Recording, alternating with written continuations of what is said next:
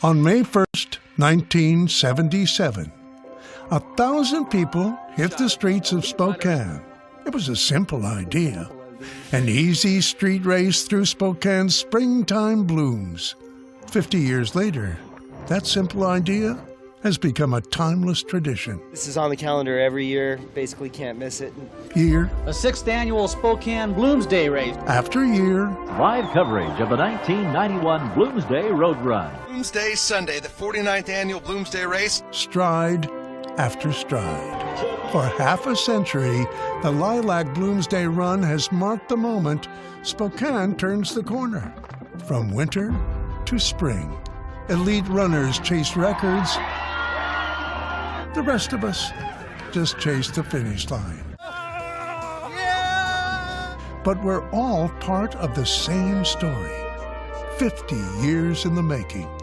And today, as tens of thousands of people lace up, we take the first steps into the next 50.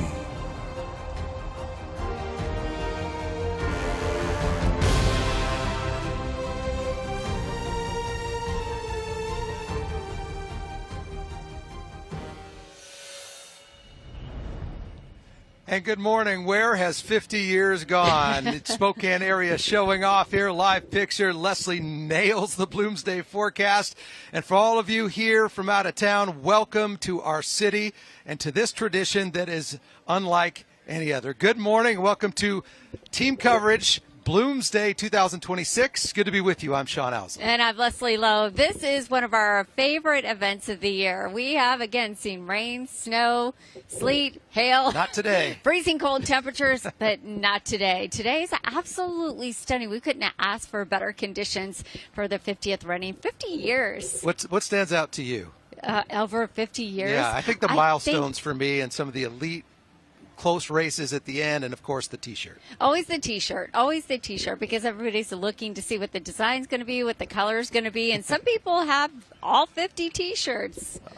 All right, we have team coverage for you. We have virtually every area of this course covered with the live pictures for you. And look at that good-looking crew all the way across the board. That is a nice crew. We have Haley and Corey at Doomsday Hill. We have Morgan and Tori near Cemetery Hill. We have the sports crew right here near the starting line. We have Bradley as well on the starting line. Where do you want to start? I think we're going to go right out to Sam Kalai and Justin because they're going to give us the lay of the land. Also known as the A-Team. Great to see you this morning. Good morning, guys. Good morning. Hey, yeah, good morning. I mean, it's always quiet at the finish line, no runners until, well, they cross right here. But in the last 45 minutes or so, we've seen them set up that finish line, putting on the balloons, putting on the clock. We've seen it all. And it's really cool because year after year we talk about how the more things change, the more they remain the same. We get to bump into people that we've seen throughout the years.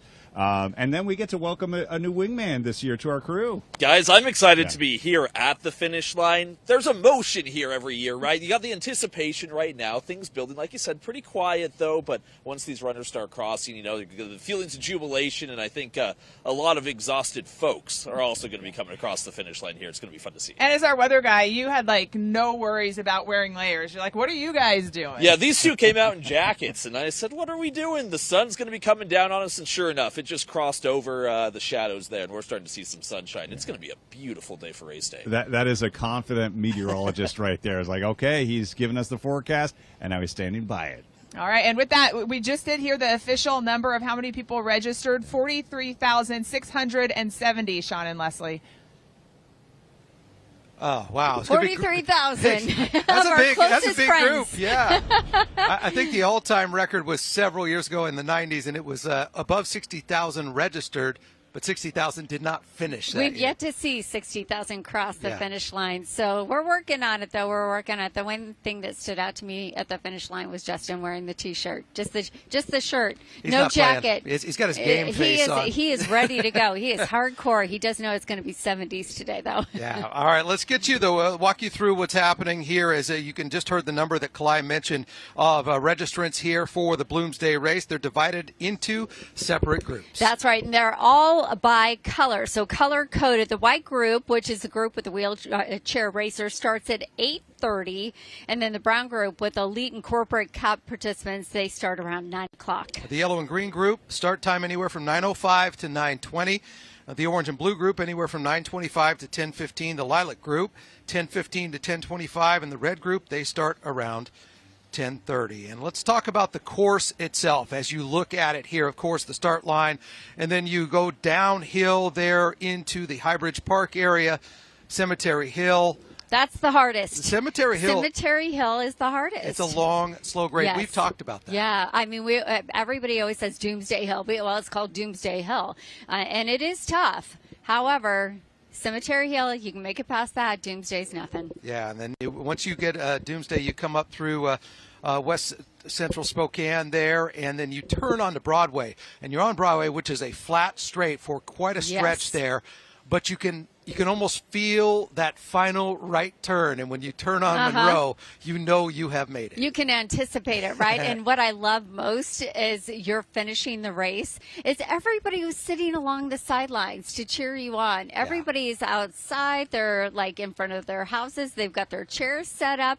It's so fantastic because you just feel so motivated at that point. That's why I love Bloomsday, because it's like a big community group hug. Yes. Everybody has everybody. Everybody's lifting everybody, inspiring everybody up, and everybody wants to know the forecast for today. Well, hit us with it, Leslie. I think we've given you a couple hints. We saw Justin out there, Justin hanging out there in his T-shirt, and as he should be. It's going to warm up, and it's going to warm up quickly. So for today, for our racers, we are going to see those daytime highs pop into the upper 70s. That Bloomsday record was 81 degrees. So again, 78 degrees. That is our expected daytime high as racers get started this morning. We're talking about temperatures already into the 50s.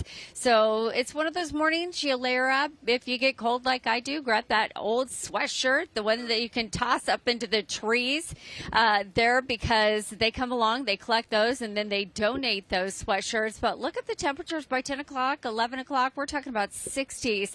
And like I said, Sean, we are headed into the upper 70s for daytime highs. It's going to be so nice as everybody wraps up the race. You just sit down, relax, enjoy maybe hanging out at Riverfront Park or one of our great patios to grab a cold drink or something to eat. Yeah, I went to a local business for dinner last night, and people were supporting the local businesses. Oh, yeah. And this is really, this Hoop Fest, those are those transformative financial events for these businesses that they pinpoint on the calendar and they rely on. And I also love the Monroe Street as the finish line. For many of you that know the history of Bloomsday, and we still do have some perennials that run this race, the old finish line was before the renovation of River Park Square. Yes. You used to cut through. There used to be a movie theater there on the corner, basically right across from City Hall, and then they redid River Park Square, changed the finish line.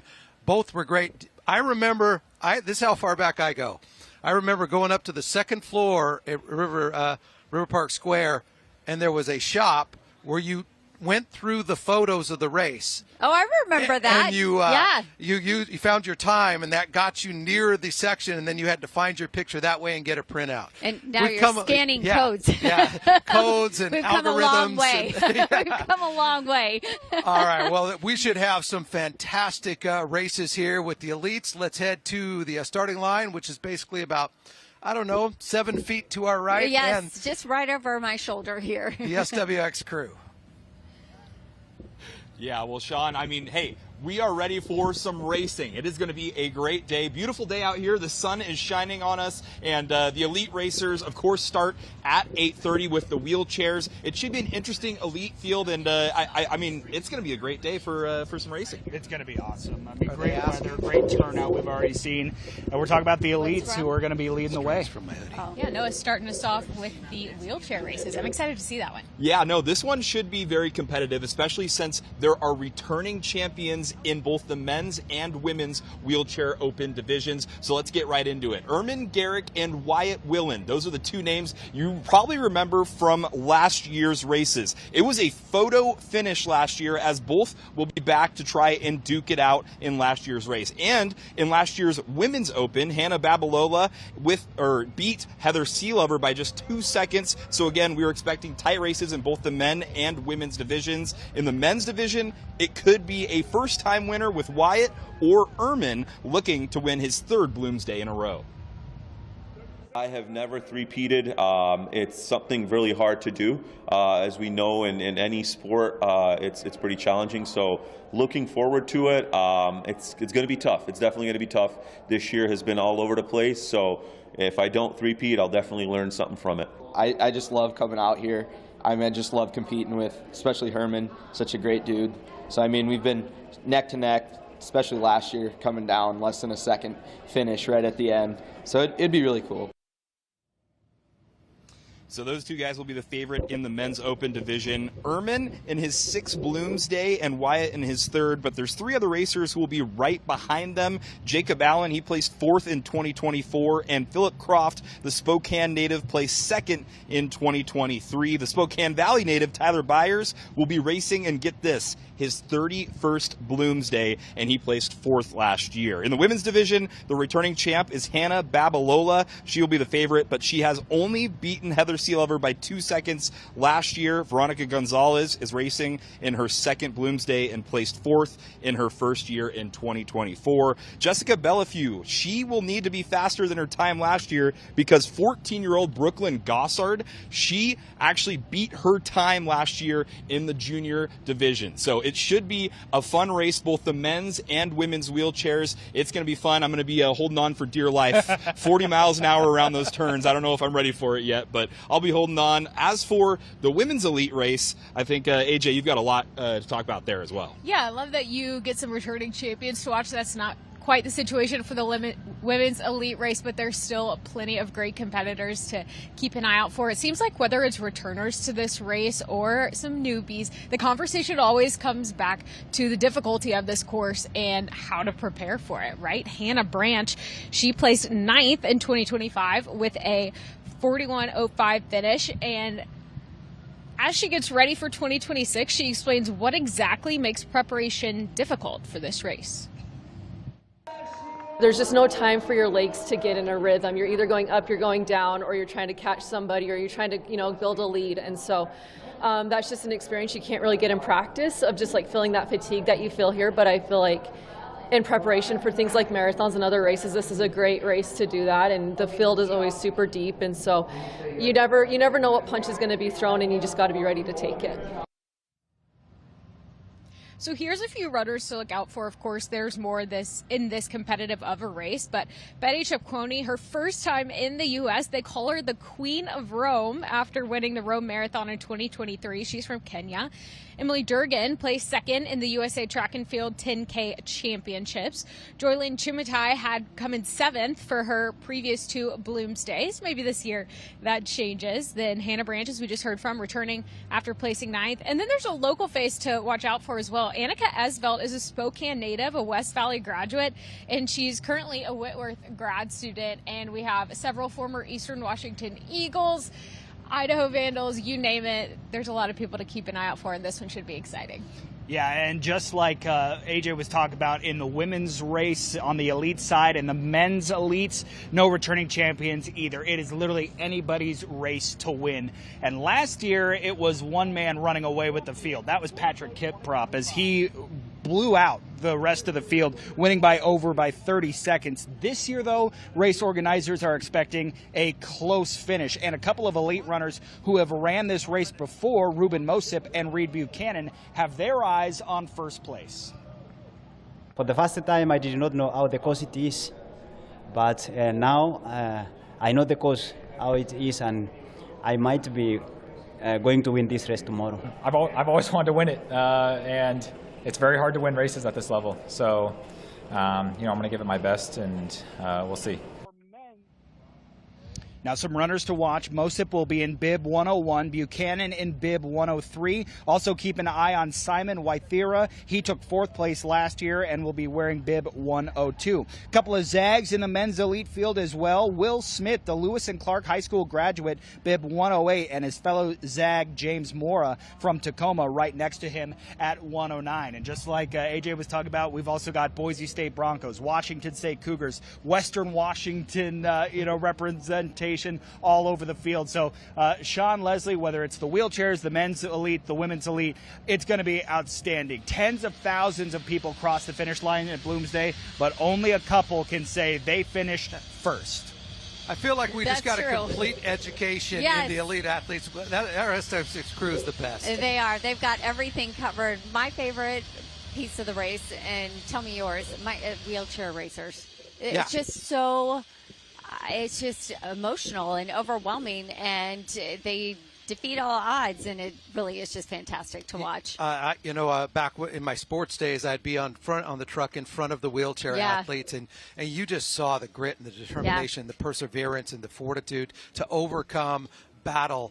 It is an incredible thing to see. We will have cameras in front of all of the elite divisions, wheelchair racers, men and women elite athletes there. And we want to pause really quick, and we just want to say a heartfelt thank you to all of you that supported our own Tim Adams, who has been on a really, really very, very serious health journey. We are happy to report that Tim and his friends, they're going to wheel him through the course today. Bloomsday is one of his favorites. Leslie, I know you've been in close communication with Tim and Dorothy, and to see all your support and you get one of the Team Tim shirts, thank you.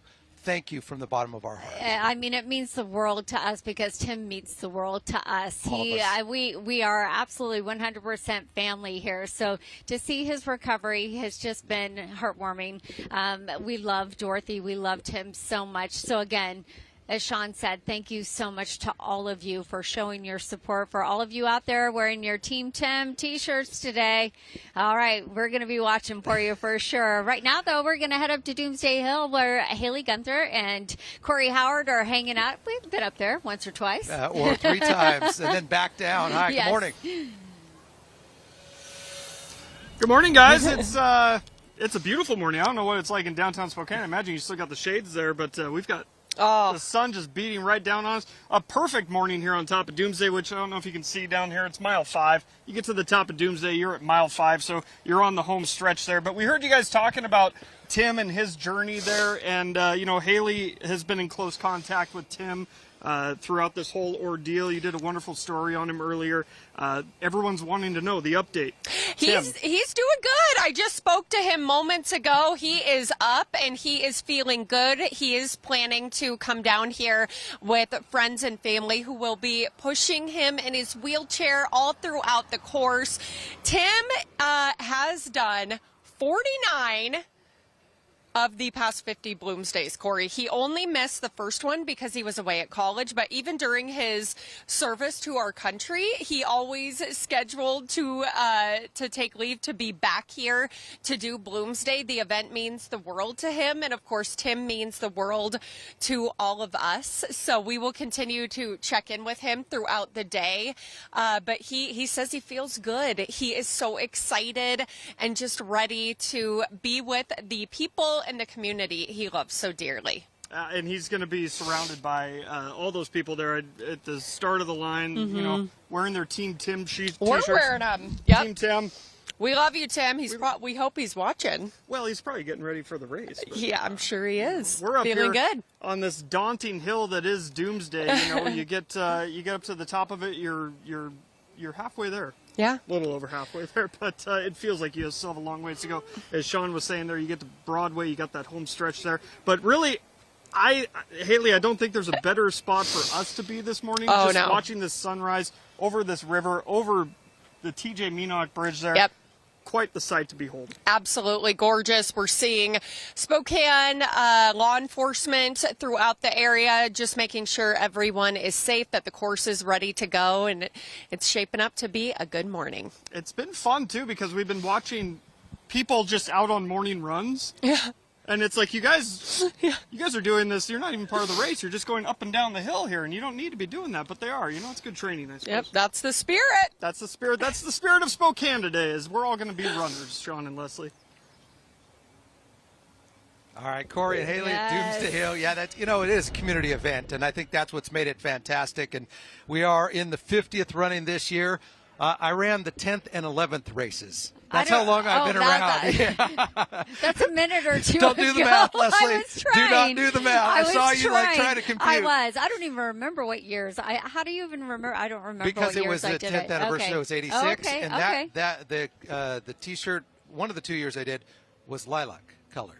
Oh, which was nice. Awesome. I believe that was 86. I think the one I have is orange. Okay. Yeah. All right, hey, if you have one, you have one. I have one. Right. I have There you go. one. So that's a good thing. And all of you that are going to be out here today are going to have one too. And we're all excited to see what that's going to look like. We are. All right. We're going to take you around to the rest of our teams littered across the course. Happy Bloomsday, everybody. Thanks for joining us for our special team coverage of Bloomsday, the 50th running. We're back in a minute.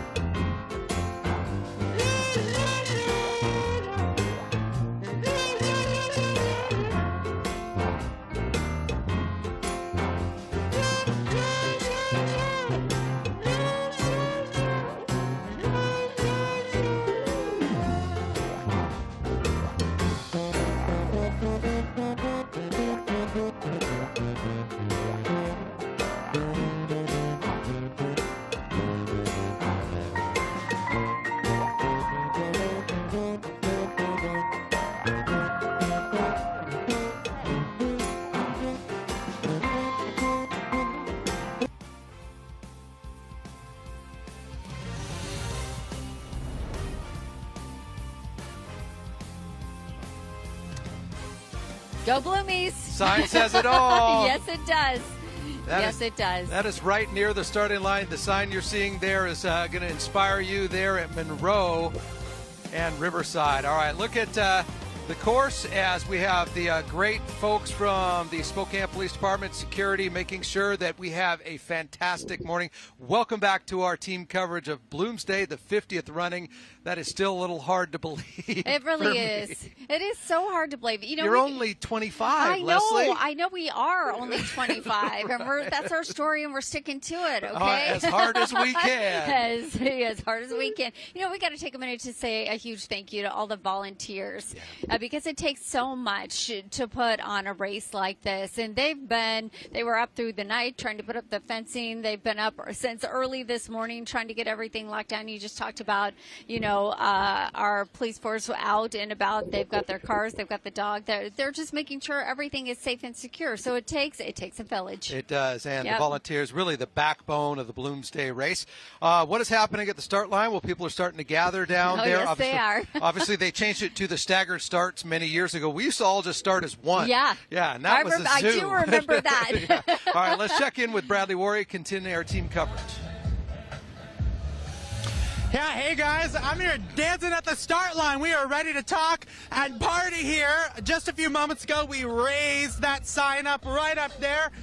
You see it there, Bloomsday Start, 50th anniversary, and you guys were talking about the volunteers. Of course, one volunteer that I have to highlight is my Uncle Bob, who's sitting right over there, buddy. I don't know if you can see him. He's in the start line prep meeting right now.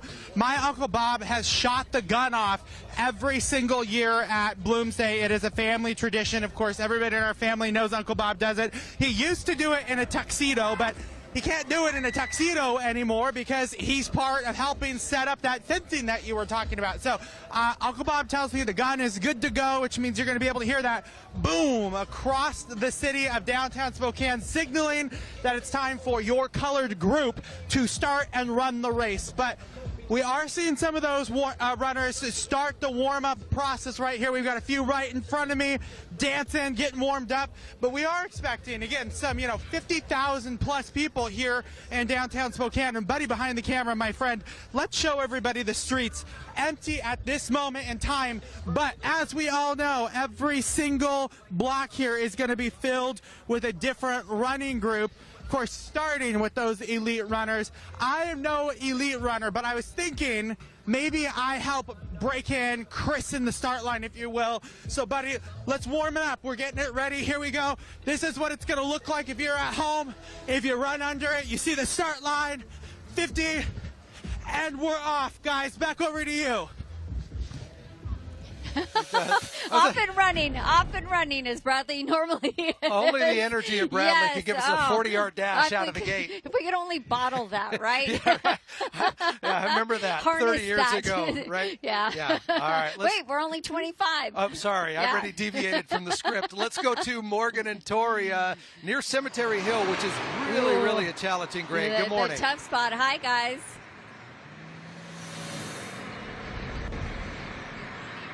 Hey there, good morning. Nice to see you guys. Yeah, we want to show you actually what's going on behind us before we talk about being here on Cemetery Hill. If we can zoom in a little bit, you can see that there are volunteers. It looks like they're setting up one of the water stations that they have along the course of the race. This is about 2 miles into the race along Government Way, and you can see that we have police here obviously trying to close off the road. What's interesting, though, is this is a site we haven't had a camera at for a few years, so we haven't seen it from this perspective, and we've noticed that, Tori and I have noticed that a lot of people have been coming out of their neighborhoods here over by SFCC and trying to come this way on Government Way, not realizing that the road is closed. And then they're having to turn around. And then they're having to turn around. So it's kind of one of those mornings where it's like, oh, where do I go? Oh, here we are, Bloomsday. It's happening, right?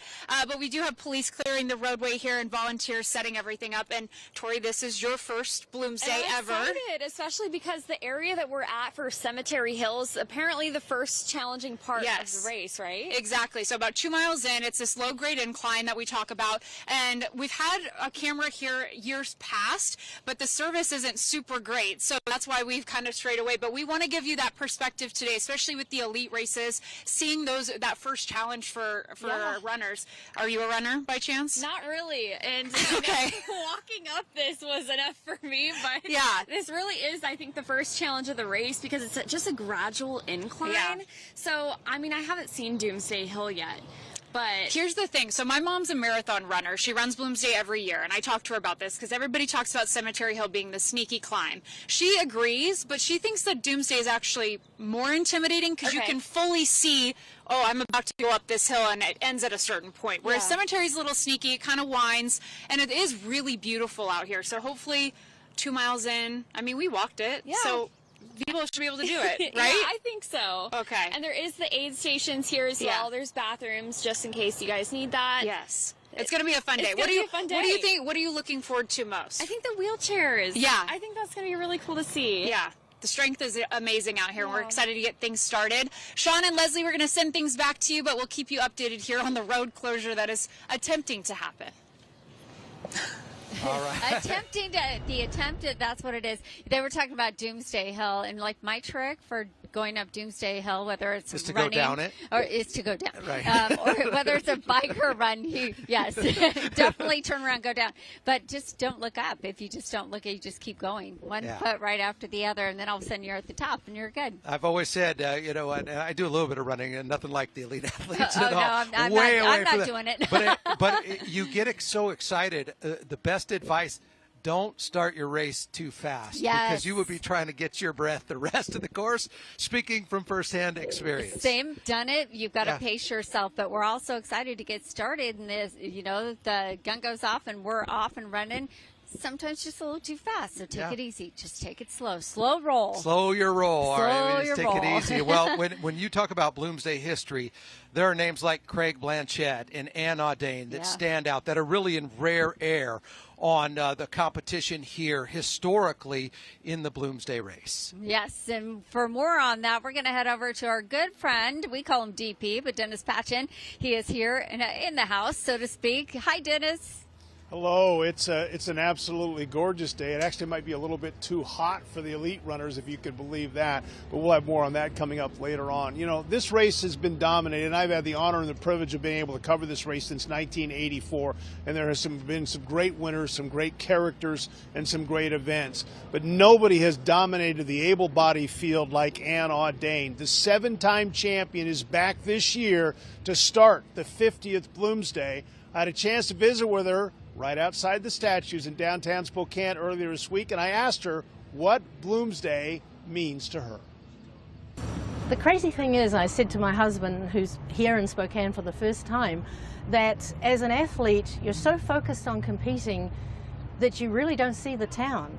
I mean, in some respects, you go out for a jog, and we're out walking the trail this morning, and it's like I'm seeing a lot of stuff for the first time, because you're just so nervous and you're just focused and you're just ready to run.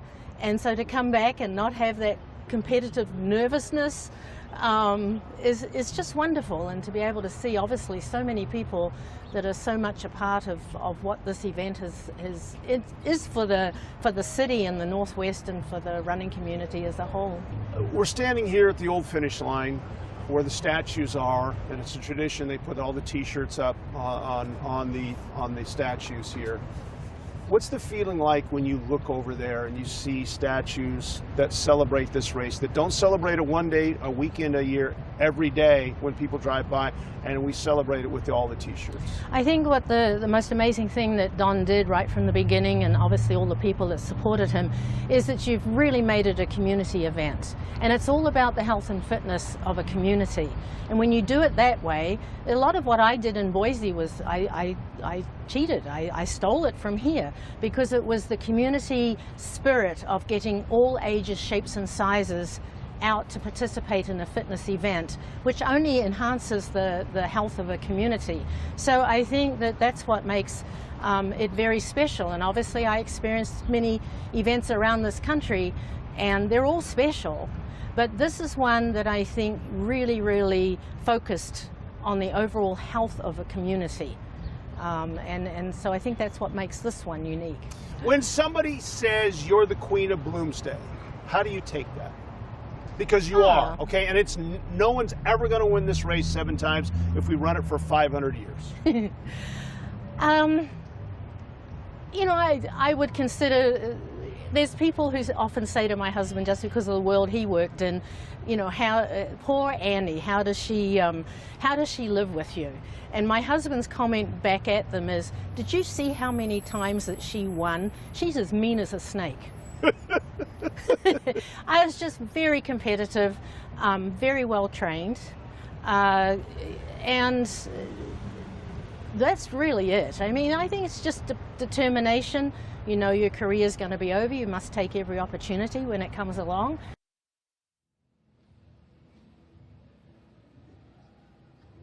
I'm sorry, I don't believe Ann Audane is as mean as a snake. She is just a lovely person. It's been fun to cover her in all 7 of those wins. And don't forget, you can have more with Ann by going to our website. Our full interview with her, SWXLocalsports.com. Here's a fun fact for you, Sean and Leslie. She was the first athlete Nike signed that was a female track athlete. Wow. In all of the great athletes they have signed. Little history for you. They're always running in Nike here at Bloomsday. That's impressive. Dennis, I stay with us here for a second. I just want to say quickly, you know, it's been many years since she's competed here at Bloomsday, and you kind of, those are the names that are kind of in the back of your mind. But then when you mentioned that you were talking to her, it all comes back. That's rare air. Yeah, it is. And I did ask her, is this her favorite race? And she wouldn't publicly admit it because there are so many races that she has won and had a good time. But she says this is something special, and this is a race that I'll always remember. And anytime they ask me to come back, and she's back here this year, she's coming. And you know what? I'm with you, Dennis. I don't believe she's mean as a snake either. Tough, maybe. She might be tough. Just don't run against her. Yeah. Just don't run against her. Yeah. Maybe not mean as a snake, but I'm not crossing her. I'm not going to. Mama didn't raise no fool. Nope. All right. We're going to take a break. Thanks so much for being with us. Hope you're having a fantastic morning, whether you're watching, whether you're running. Thanks for being with us. Our team coverage, Bloomsday, the 50th running, rolls on.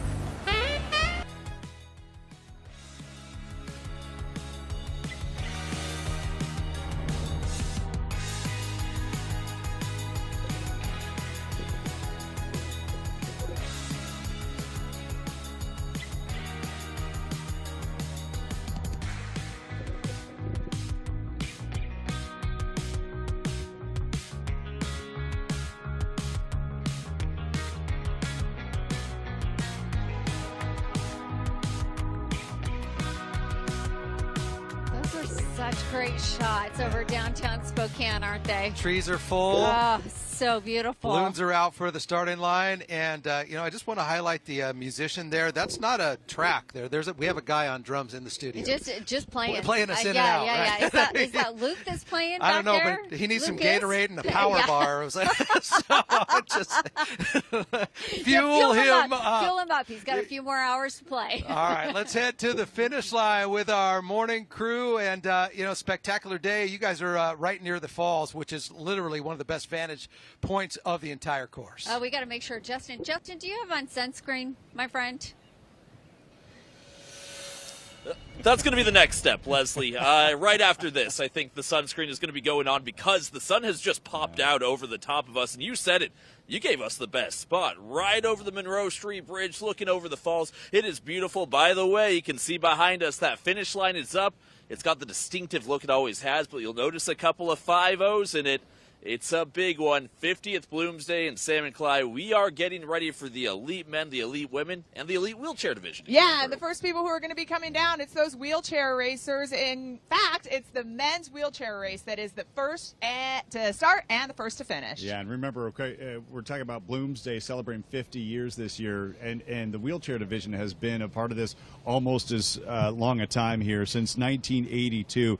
I had a chance to talk to two of this year's wheelchair athletes. That's Tyler Byers and Isaiah Rigo. They both have different perspectives because they've been here for a differing amount of years. Isaiah Rigo has been racing since 2011. He's, in fact, won a championship here. He's won a Bloomsday. He's been racing since he was 12 at Bloomsday. And Tyler has been at it even longer. He has been going since 1992. And his first race, though, a little bit of an adventure. Have a listen. My first Bloomsday shirt is the red one from 1988, and that wasn't in the wheelchair division. That was in the big pack. That's back when they had packs of 50,000 runners. So I got into that with my parents, who helped me push because I was only 5-6 years old at the time, and did something like 2 hours. I remember weaving through the crowds and masses of people, and organizers weren't too happy with that. But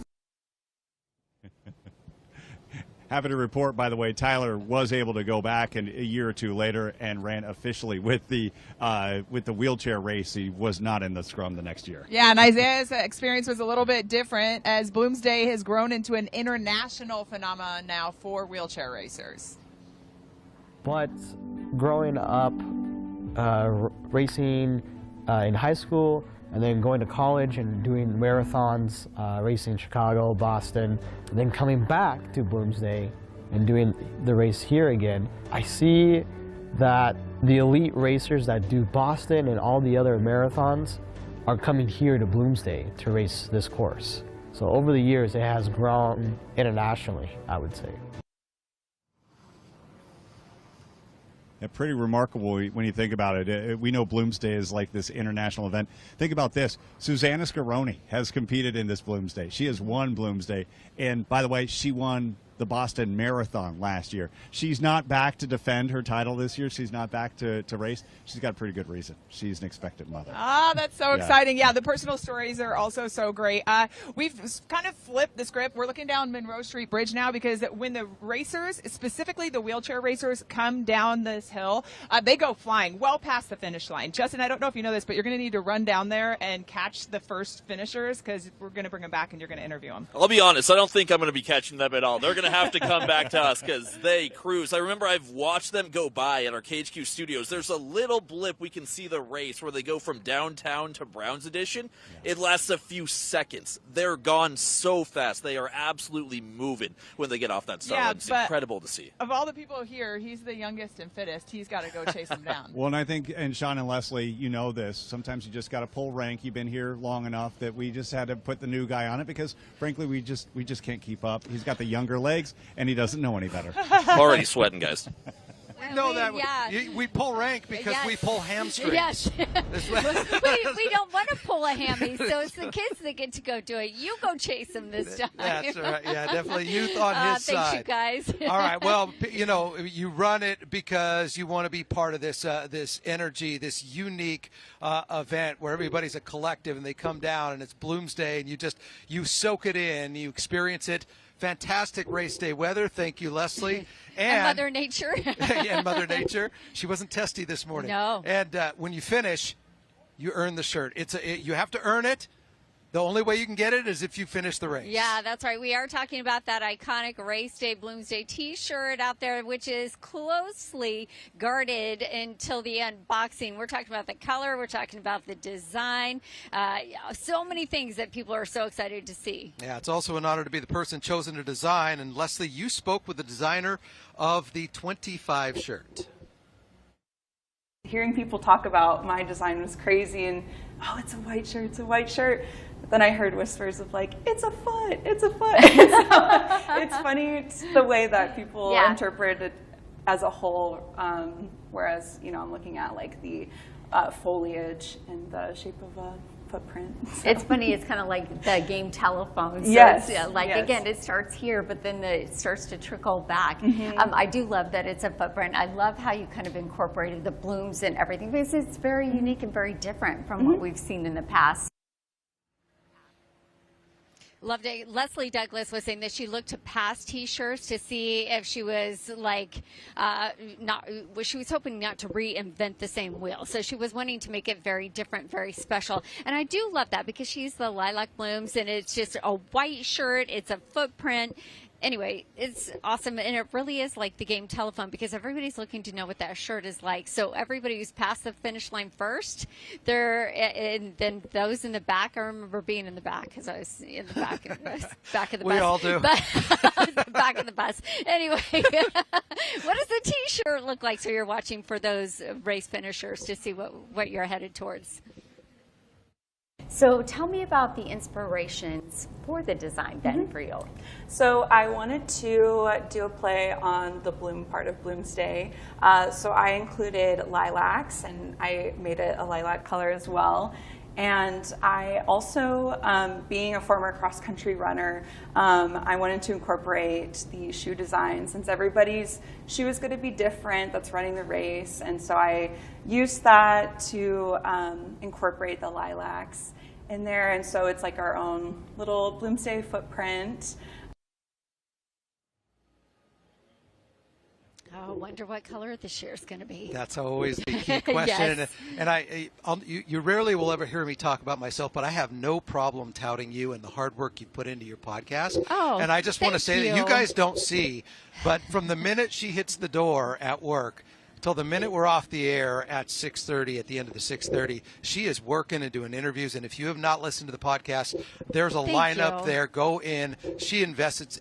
Leslie does it with passion and with heart, and I just wanted to take a quick second to recognize your hard work. I really appreciate that, and I've loved it. It is definitely, it's just, it's a passion project. It really is, because I get an opportunity to talk to people in a longer form. But you've also always had that innate skill to communicate with people and just have a conversation. You know, I love the people. All right. Speaking of our people, Bradley Warren is at the starting line, and I imagine he's joined by a cast of characters. Hi, buddy. Hey, Sean, well, look at this. I'm in one of the pilot cars that's going to be leading the race. Of course, this is brought to you by our friends at downtown Findlay Toyota. I got to get out of this beautiful car right here. I'm trying not to do any damage, Sean, because I can't afford it right now. You know what I mean? Okay, I got my friend Carolyn here with me. Carolyn, it is a stunning truck for sure. Absolutely beautiful. I didn't break it, so I don't have to buy it right now. But talk to me about why it's so important that you guys as neighbors here in the downtown community felt like you needed to sponsor this event. Yeah, thanks, Bradley. Well, we're so excited to be here. We're excited to give back and be a part of our community. Findlay Downtown Toyota is Spokane's #1 locally owned Toyota shop. And with that means we're leaders in the community. And that means we get to help with Bloomsday. We get to help with Lilac Parade and Tom's Turkey Drive. And yeah, and I know that the Lilac Parade is the next event that you'll be taking part in. Dave, thank you so much for this. I mean, I think you and I are going to work on a price, right? Working on it, yes. Okay. Tundras, Tacomas, Raz. Okay. Okay. I think I might take this one. Yeah. I didn't scratch it, so it's in good, perfect condition. But this one, wrap on for you. Well, I like the wrap. Get a good look at the wrap, celebrating 50 years right here. Yep. We're going to leave it right here. Of course, these are going to be seen throughout the next couple of hours, driving through the streets of Spokane. You ready for Bloomsday? Yes, I am. All right. Back to you, Sean. Great stuff. And, I love that. You know, I could see Bradley in that car. Oh, yeah. I'm glad he stepped out and there was no damage done. Yeah, that's good. So we're off the liability hook. That's a good thing. But I could see Bradley driving that car proudly down the street. Bloomsday, 50th anniversary. And, you know, they've really worked. They work each year. I mean, you think it's a month or two of planning. This is a planning event all year, and they're always looking at little tweaks, things they can do to improve the overall race. Obviously, the trucks that carry the photographers are in Right. our news crews Yeah. in front of those elite racers to bring this to you. Our technology has transformed tremendously where we can basically throw on a backpack and it can send you a live signal at home to show you the race. It really takes you there. It takes you for a front row seat. Even our technology sitting right here Right. in front of the camera has changed so much, and it is just so, I don't even know how to describe it, but it certainly makes our job very easy. I'm still trying to figure out how to log on to my phone. Well, Do you let me log know- onto a phone? Let me know when you figure that out. Okay. There'll be a crash course for us older folks. Yes. Then you just hand it to a 4-year-old. They'll There- figure it yeah, out. he's like, oh, yeah, yeah, yeah, yeah. boom, There there. they go. All right. I think we're going to take a break. Are we I think taking we a break? are. Are we taking a break? We're taking a break. We're All right. taking a break. Back in a minute. Good morning. That means yes.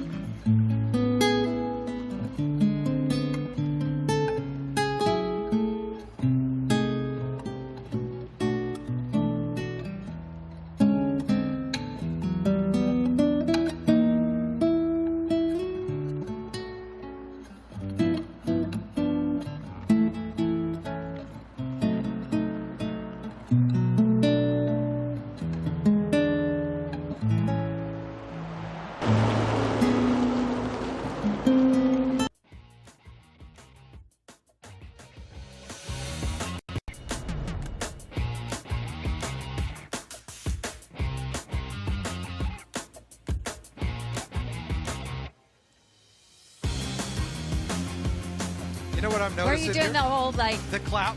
Yeah. All right, train's running. Bloomies are getting ready to run. Yeah. Sunshine is Stretching. out. There's the old spaghetti factory. Carbo loaded last night, hopefully. Oh, I hope so. Right? That You know what sounds good right now. You know what I'm noticing in the live pictures too? No layers. People No are already layers. out in their running gear and they are good to go. I mean, it's so beautiful out here today. This is perfect weather. It is going to be a little bit warm, though, especially for those elite runners, and for those who are, bringing up the back of the bus like I used to. I mean, it's later in the day as you're finishing. So that's why I keep saying hydrate well. Make sure you've got your sunscreen because it's going to be a warm one today. Yeah, and whatever skill level you're at, if you're out here, just appreciate you supporting our city, my hometown where I was born. Love it. This is one of the traditions that is truly magical. It really is magical. And I wasn't born here, but I've been here for a long time now. And we love that. Yeah, I mean, way longer than we've actually been alive. So We're still 25. We're 25. So, yeah. Over 25 years. Anyway, we're going to head out to Doomsday Hill to our good friends Haley and Corey. They're sitting up there. They're hanging out, and we're talking about Don Kardong, and he's kind of a big name with this race. Oh, yeah. He is a big name, Leslie. Sorry, I'm just limbering up, getting ready for the race here. Yeah, Don Kardong, I mean, this whole thing wouldn't be possible without him and this little idea he had 50 years ago. You know, I had the chance to sit down with Don a couple weeks ago, talk about the history of Bloomsday. You know, I asked him, are you ever getting tired of telling this story? And he just, no hesitation. No. Not at This is all, great. no. He loves the thing that he has created here. You know, he credits the entire success of it to the volunteers, the people that help put this on every single year. You know, we have a volunteer camp here at the top of Doomsday setting up right now. They're getting the water station ready. There were a couple people out for their morning run actually coming up Doomsday, and it was almost as if they were practicing their cheers. Yeah, little dry run before the real deal coming up here shortly. Yeah, a little dry run cheering on the people coming up Doomsday. But yeah, as far as Don goes, I mean, it was a very, very long interview, but here's just a little bit of what he had to say.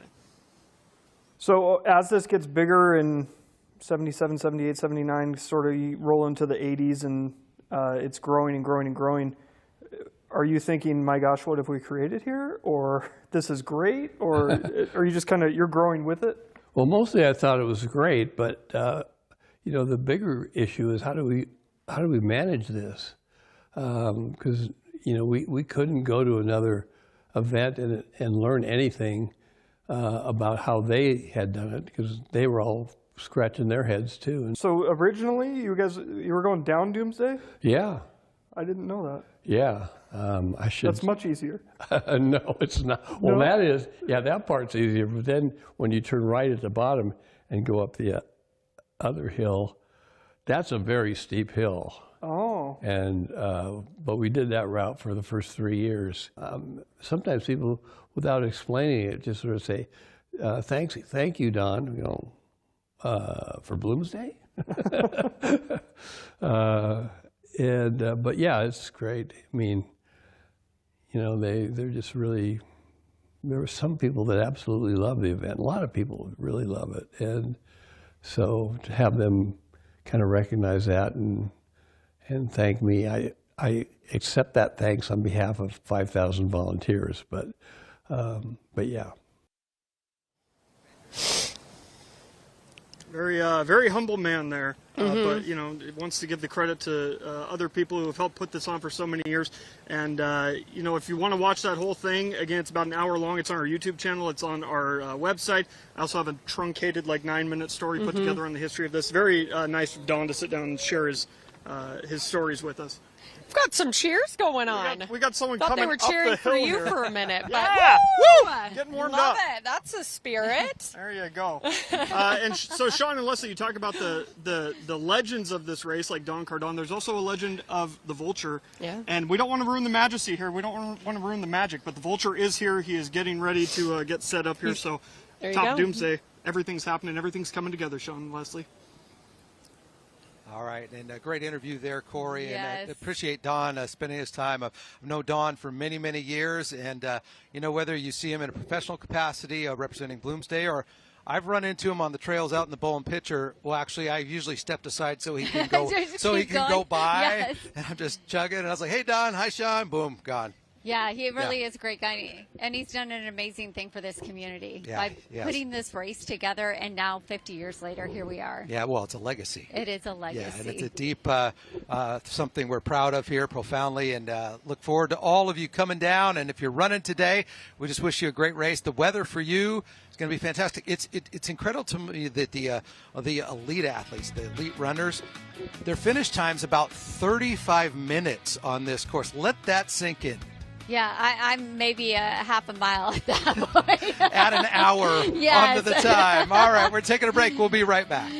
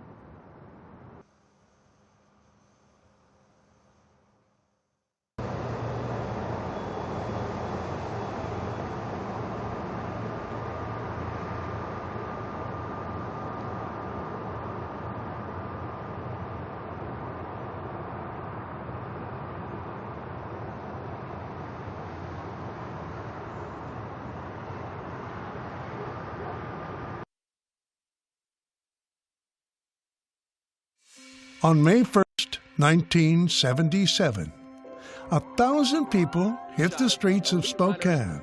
It was a simple idea. An easy street race through Spokane's springtime blooms. 50 years later, that simple idea has become a timeless tradition. This is on the calendar every year. Basically can't miss it. Year The 6th annual Spokane Bloomsday Race. after year, Live coverage of the 1991 Bloomsday Road Run. Bloomsday Sunday, the 49th annual Bloomsday race. stride after stride. For half a century, the Lilac Bloomsday Run has marked the moment Spokane turns the corner. From winter to spring, elite runners chase records. The rest of us just chase the finish line. But we're all part of the same story. 50 years in the making. And today, as tens of thousands of people lace up, we take the first steps into the next 50.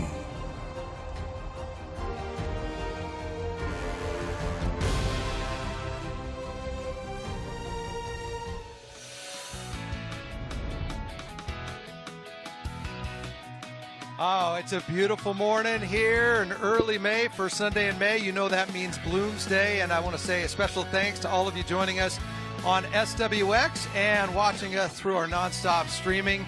Wherever you're watching us from, wherever you're part of this broadcast, we appreciate it. Good morning to you. I'm Sean Hauser. Yeah, good morning to you, all of you here. And we've got some viewers in Ghana this morning, which is amazing. They're watching on YouTube yes, right now. Yes, they're watching on YouTube right now. So good morning to all of you. That's exciting. YouTube, I mean, what an amazing thing. I mean, you look at 50 years and the differences that we've got people who are able to watch us from that far away. Bloomsday is truly global. It is truly global. Well, I imagine they might have some friends here that are competing Yes. or just interested in the race. Good morning to you. Hope you're having a great day. Thanks so much for watching our coverage and joining us. And Leslie, great to be with you for the first hour. First hour, but you know what? This is where I step out and the great Dennis Patchen steps in and you guys do the commentary for the remainder of the race. I feel like you guys need like a baton to toss, the 4x100 well, I think Dennis relay. could really just toss me. No, I won't let that happen. Yeah, Dennis doesn't scare us. No, he does not. He does not. He's a big teddy bear. But I just want to say a huge congratulations to everybody who is running the race today. Have a good time. Enjoy. Hydrate, sunscreen, and take it all in. Life is so short. We just have to take those moments, and this is absolutely a beautiful day to do that. Yeah, it's a great celebration of community, and it's inspiring to be around everybody. Before I let you go, real quick snapshot.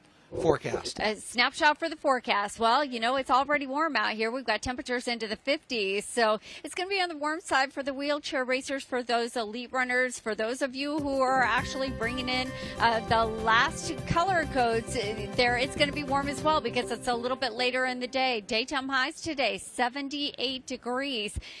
Doesn't break the record of 81 degrees, but that's what it's going to feel like on the blacktop down here. So again, keep that in mind. Hydrate, hydrate, hydrate. There are bathroom stations along the way, so you're fine. You're good to go. Again, otherwise, you can see those start time temperatures. We've got mid-50s, low to mid-60s as we get things started. So all in all, we couldn't ask for better weather. We just could not ask for a better day for the 50th anniversary of Bloomsday. All right, fantastic. Yes. Stage is set. The official first starting gun is a touch under 30 minutes away, and then we are off and running with the wheelchairs. Is this where I take my crown off? No, you're going to hand it forever. over? You have a perpetual crown around KHQ. Is it thorns? It can be a thorny one sometimes, but that's all right. Just flex your power. That's right. There you go. Right. Good to see you, my friend. Yeah, you too, All my right. friend. Have a good fun, rest of the everybody. day. We'll see you later. I'm going to take this All off. right. And Dennis Patchen. Dennis? Here comes Dennis. All right. There you go. Have a great day, Leslie. All right, here comes Dennis. And for all of you watching, we have our crews all over the course. Dennis is trying to figure out his headphones right now. It's a process. Sorry. Are you okay? I've never done a live change on television before. I'm sure you have. Well, and this chair's like for Leslie. Gonna roll away? Yeah, There so we I'm go. like way taller Well, than you are. There you go. There, come on down there, Dennis. Watch this. There. This is the live This is television. magic of television. Leslie, don't forget your things down here. There you go. There we go. Just getting everything situated. That was the smoothest live transition you'll ever see on television. Really? It was? She wants to know if you need her lip gloss. No, it's not my shade. There Thank you go. Doesn't match your shoes, though. Have a great day, Leslie. All right, thanks to all of you for watching. Dennis Patchen joining me now. And Dennis, good to be back with you. I know, how's that retirement thing working out? It's for good. You? Is it? I get then to what come are you back. doing here? Well, no, I get to come back and do the fun things. I saw John Fritz, my old boss here. I always told him, I said, I retired from all the stuff I don't want to do anymore, but I still like to do the things that I do. And this is one of those things. 1984 was my first race. I walked out of my house to get ready to go, and it was snowing. Yes. I shut the door and put different clothes on. I went to Bloomsday, and I said, I never want to do this again because it snowed. Right. And now I don't want it ever to end. So that's why I'm here. And I appreciate you guys asking me back to come back. No, we love having you. I mean, you open seat anytime you want to come back. You're in the sweet spot because you're doing the things that you want to do, and we appreciate you. Your insight is second to none. Obviously, your historical knowledge of this event is top tier. We have our team coverage out there for you. We have crews all over the course. We have Sam, Kalai, and Justin at the finish line. They have you covered there. There's our SWX team, Austin, AJ, and Noah. Corey and Haley at Doomsday. Morgan and Tori, Cemetery Hill. Bradley at the starting line.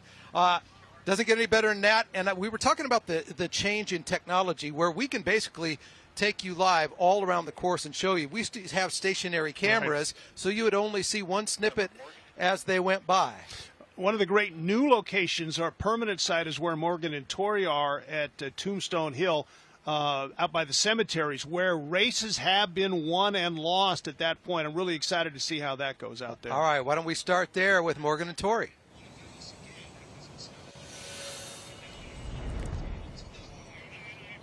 Hey there. Yeah, Sean and Dennis, it is. That is exactly what it is. This is where really it's going to set the tone for the rest of the race. About 2 miles in here on Cemetery Hill. Tori and I have been out here all morning.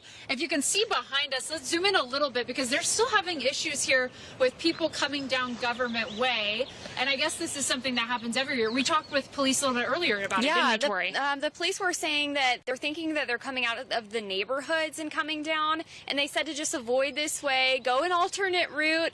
They are working on getting those roads closed, but they can't close this road in particular until the semis that are setting up the water stations are out of the area. Exactly. So this is kind of that intersection point Dennis and Sean can both talk to where you have SFCC up that way, and then we have Government Way all the way down here, Wistox and Government, and then there's these apartments and neighborhoods around that area, and apparently this is an issue every year. So police say basically they work from the water stations back, but they have been just turning people around, and obviously we have, as you just mentioned, races starting in under 30 minutes now, so we're hoping this will get cleared up. But you know, this is a really special year, Tori. First of all, this is your first Bloomsday, and then this happens to be the 50th Bloomsday. So if you're watching from home, you're from this area, this is something that's part of your everyday life. It's that signal that spring is in Spokane.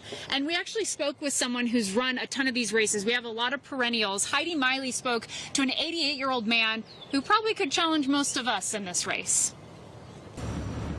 Well, hey, everybody. I want to introduce you to my new running buddy, Tadahiko. He's in much better running shape than me, but he took me out and gave me a few pointers. Tadahiko Hasib has run 23 major marathons and 48 Bloomsdays, but at age 80, doctors found his knee was bone on bone. My knee buckled on me. Last 5 or 6 years, I have been receiving knee injections every 6 months. And I also have had radiation therapy. But even with his diagnosis, he found he couldn't leave running behind. And he tells us his secret for training 5 times a week. Stubbornness. And I have more than 100 excuses to not run. So, you know, you get tired of listening to yourself. So before I think of anything else, I put my running shoes on. Okay, Tadahiko, how did I do? Beautifully. And Millwood is the best place to be running. Yes, it is. Yeah. And what is your advice to the people who want to get started? Put your running shoes on and shut up and go out and start running. All right. Well, with my new running buddy, I'm Heidi Miley, NonStop local in Millwood. Thank you. Can you wait for a second? Yeah, you Heidi, thank you. We are now here. We gotta talk to one of our friendly police officers over here. What's your name? Murphy, Officer Murphy. Officer Murphy. Tell us about what you're doing here. This took a while. It did take a while. It happens every year, but I don't know. People are coming out of the neighborhoods, Yeah. but you guys kind of have to work backwards, right, to shut down the road? Yeah, we're just trying to make sure the volunteers are safe. That's Yeah. our number one priority, but Well, what's something you want everybody to know at home today if they're coming down to Bloomsday? stay safe. Yeah. And just have fun. Okay. We only get to do this once a year, so Yeah, that's enjoy true. yourself. All right. Well, thank you for all the work you Yeah, do. We thank appreciate you. you. Okay. We're going to get everything clear now. It sounds like we're finally getting the road shut down. We just wanted to make that amendment. But, Tori, this is your first Bloomsday. Yes. Dennis and Sean are listening. They're the historians when it comes to this. But I want you to tell them what are you most looking forward to, or what have you heard about the most when it comes to Bloomsday? I've heard the most about the wheelchairs, and Okay. we're going to see that soon. I'm Yeah. excited for that, but I do want to give some love to the walkers. I mean, I'm a walker myself. I that like would be me to too. walk a lot, so I mean, to be able to just get up and move is really a blessing every day. And that goes I'm back to excited Heidi's for that. story, right? 88 Yeah. years old, and he just said, put your running shoes on, and you have no excuse. Just get out there and do it. Sean, Dennis, we're going to send things back to you guys. Do you have your running shoes on today? Well, I did go for a run yesterday, but today we're just locked down at work. I love that. It's a great perspective. Morgan, you've seen this race. You've been covering this race. Then Tori has a brand new perspective on it. That's what's great about this. Doesn't matter if you've done it for 40 years or it's your first year. I think that's the magic of Bloomsday, Dennis. It is, and it will grab you. And I just want to check, and you got your Nikes on, so you could run if you had to. I mean, if somebody was Why are you chasing putting me on the spot, DP? No. If What you are you had doing? to, I got my Sperry's on, so I'm not doing any running today. So I'll race you in a 20.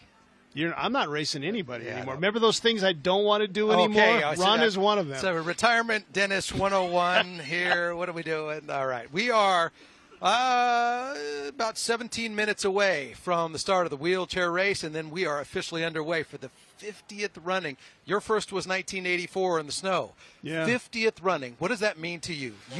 Well, first of all, it means that the people, starting with Don Kardong and all the people who have been running this, Sylvia Quinn, who did it for a lot of years, and John Neal did it for a lot of years, have run this race right, because things just don't last for 50 years anymore. You can look at all the runs across the country. Remember Beta Breakers when we were covering this in our early years? Sure. That was a huge event. Not so much anymore. There are others that have just completely gone away. The Anna Danes race in Boise, it doesn't exist anymore.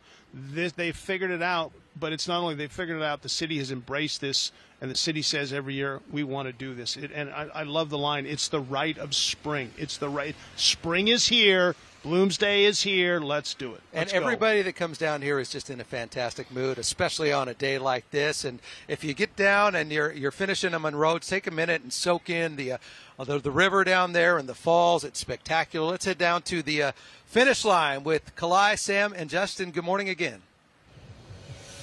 And good morning. What's awesome about this is that so many different people finish at different times. My slowest time ever, for the record, was 3 hours, 1 minute. What about you? That's pretty good. I ran for the first time last year. Did not get slower than you, but I was at a lightning quick 14-plus minute mile. So, Okay. yeah, room for improvement this year. But I quickly learned it was more of a social event, right, which is my way of saying that was my excuse to start walking, is when I could start talking to people. And I ran a 4 forever. Hey, so let's give you some perspective. First ever Bloomsday, 1977. The men's top finish at the time, of course, the record 38 minutes 26 seconds. The record now 34 minutes 8 seconds. That's the best elite time ever. So they shaved off about 4.5 minutes for the women's race. To see how far this has come, 53 minutes 26 seconds for the first year. 38 minutes 2 seconds. Now the fastest ever among women. And I got to show you this. This is a mug that anybody who finishes before that fastest time back in 1977, you'll get a mug. So any woman running it faster than 53.26, any man running it faster than 38.26 this year is going to get one of these. And I love what it says. I would have won Bloomsday. So basically, I got to go put this back in the box where it belongs, because none of us deserve this thing. Sorry, you Kalai. can shave a good 2 hours off your time, I think, there, Kalai. You got a shot at it. Yeah, sorry, this mug's not for you. All right, great stuff. Appreciate it. That's cool. That's a cool mug. That's going to be a souvenir someday. Yeah, you won't find that at Goodwill. No, people are going to hang on to those. Yeah, there are people, and I know a lot of you that have participated over the years.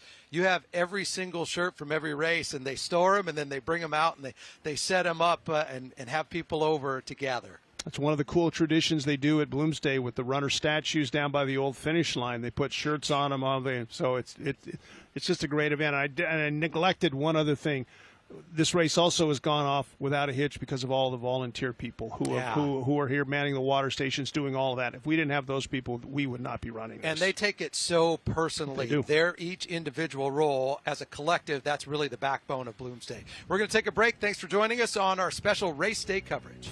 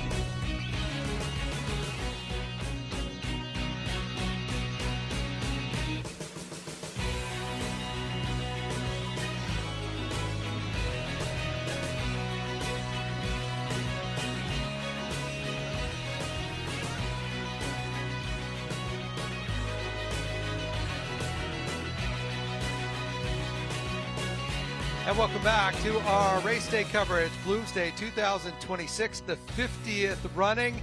The streets are filling up, the trees are full, everything's blooming. It's a fantastic vibe this morning. Sean Alsey and Dennis Patchen holding down the starting line with our team all over the course. My favorite picture of Bloomsday. What's that? Is the high shot with the people all running towards you, the video, the masses. Sea of people.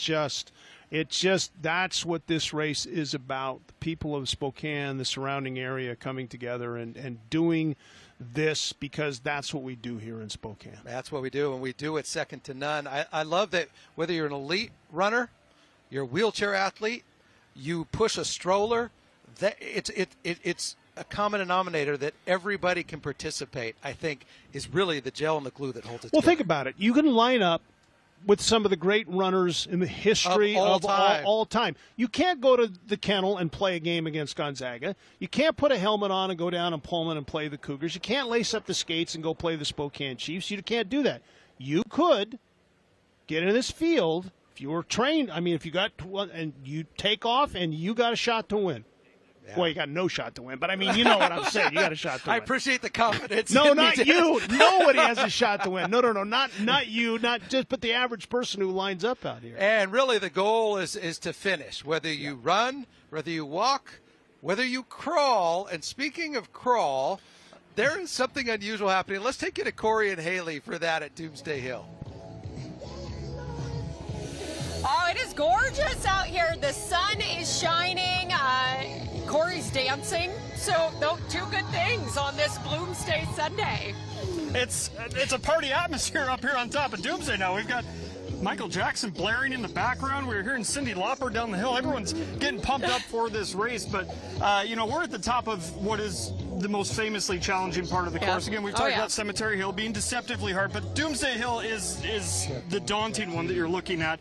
But you talk to a guy who is going to be crawling, not just up Doomsday, the whole course. Yeah, let's meet him.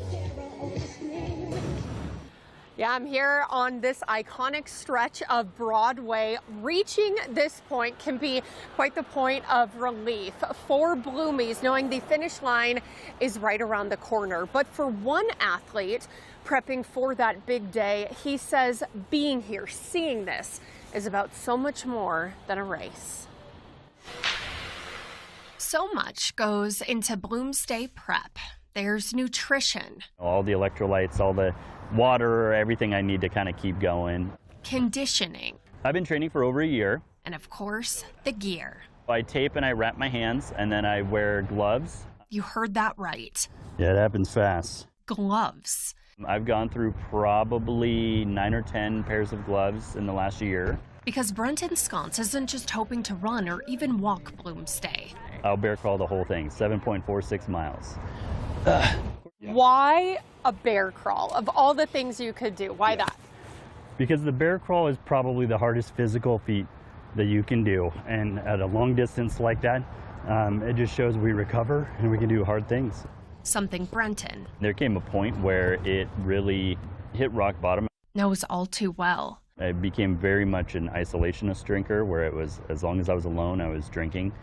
Over the course of 2 years, it ramped up to where I was having massive panic attacks. I was going to the ER for what I thought were heart attacks. But he says it was addiction, consuming his life. I just knew if I keep going down this road, I'm going to lose everything. I'm going to lose my family and everything I love and care about. He checked into rehab, went through detox. He was sober and desperate to stay that way. Through that inpatient stay is when I got offered a scholarship to do their aftercare, and that's really where the transformation took place. And so I was able to do 12 weeks of intensive outpatient and then another 90 days of outpatient care. That aftercare and the scholarship to cover it helped save his life. You learn coping skills, you learn healthy habits, you learn the neurology behind addiction. Like, why are you behaving the way you behave? Brenton's Bloomsday time may not exactly break records. I'm tracking to finish in somewhere between 8 to 10 hours. But that's not what matters. The purpose behind all this is so deep. I think that alone will propel me and I'll be just fine. He wants others to get that same help, to also find the strength they may not even know is in them. Because whether it's recovery from addiction, It quickly became actually a really beautiful metaphor for recovery. or just trying to achieve a goal, as the saying goes, you have to learn to crawl. The recovery journey is, for a lot of people, it's very slow, it's very low, it's humbling, it's very difficult. Before you can walk. We can do amazing things on this side of recovery. Haley Gunther, NonStop Local. It was so cool to get to meet him and what he is really working to do, Corey, in addition to finishing the race, of course, is to try to raise both funds and awareness for those programs that he say were really so critical to his recovery. We checked in with him. He has picked up his packet, went to the trade show, I believe, yesterday, and he's got multiple pairs of gloves. He's going to need them. I'm excited to hear how that all shakes out, because I don't imagine he'll finish within the constraints of when the course shuts down, but he's still going to go. He's going to keep going. He said he's on track to finish in about 8 to 10 hours. So just ouch, but so inspiring. Yeah. And he's a he's an incredible guy. So I'm good gonna story. be thinking about him when I'm running up this hill a little bit later and saying, it's not so bad. Absolutely. Yeah. It is just gorgeous here on Doomsday. Lots of sunshine and blue sky. We'll send it back to you guys. All right, great story. What a story of perseverance, and I appreciate him talking to us and really just kind of putting it out there. He went right at his addiction, and he turned it into something positive. But bear crawling for 8 hours, that seems grueling. That's wow. You've been looking at me the whole time that story was here's running. my thing is my back hurts just thinking about him doing that right now. Yeah. That is wow. Yeah, and the gloves and the tape and wow, that's incredible. Unique stories, they dominate Bloomsday. Right.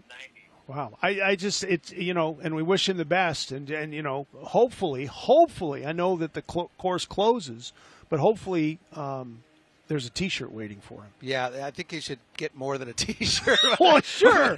Yeah. All right. We are now in the final stages before Bloomsday 2026 officially kicks off. Live pictures for you. The countdown is now imminent to the wheelchairs and the first starting gun. Sean Owsley and Dennis Patchen with you. And Dennis, it's almost time. It is. Get ready. Strap in. Bloomsday 2026. The race to the T-shirt is next.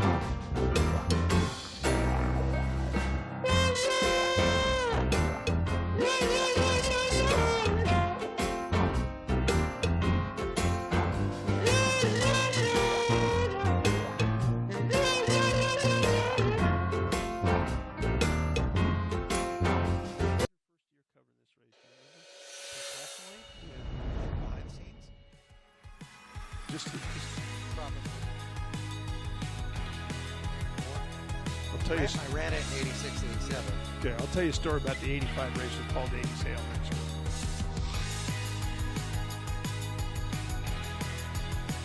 Nope, not Doomsday Hill. Nope.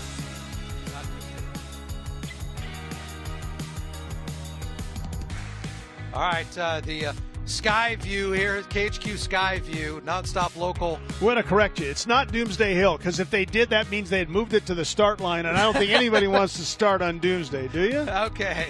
The other thing is, and I don't know if people, I've mentioned this before, but I don't know if people know, this, the first couple years, we used to go the other direction. We ran down Doomsday and up Riverside. That sounds like a much better deal. And hang on, our control room was telling us something that they want us to relate to. What was that, guys?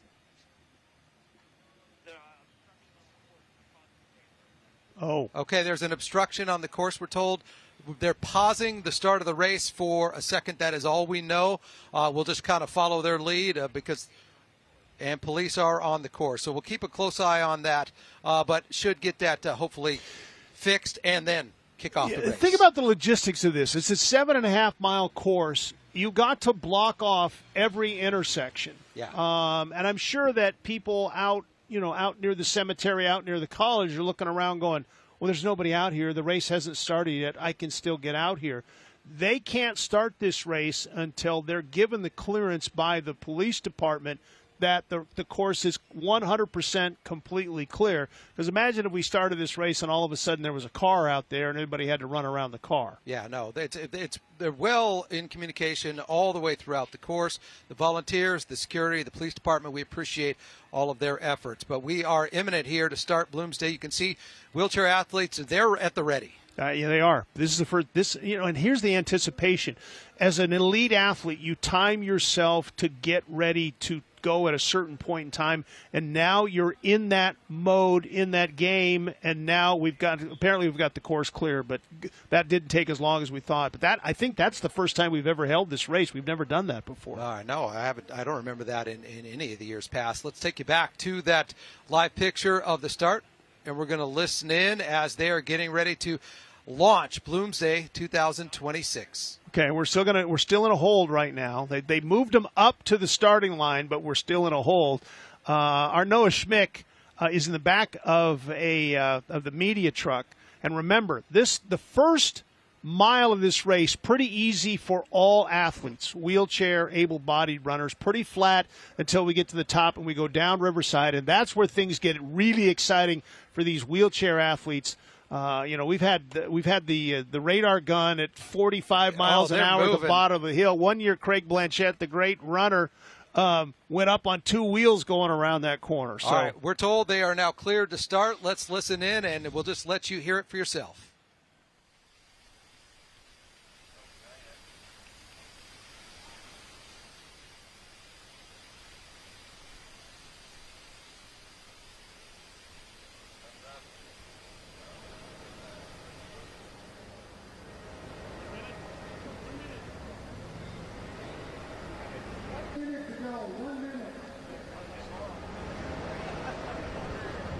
Sounds like 1 minute.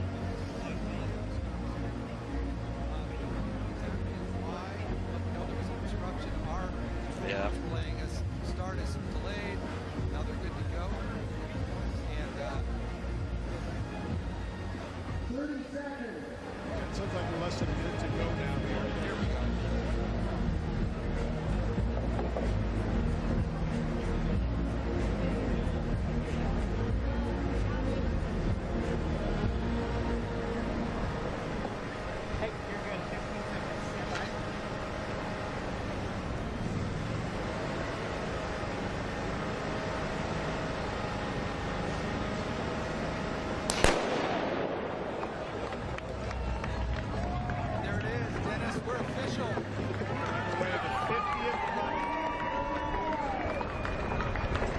Schmick is in the back of that one. You can see him there as we are underway.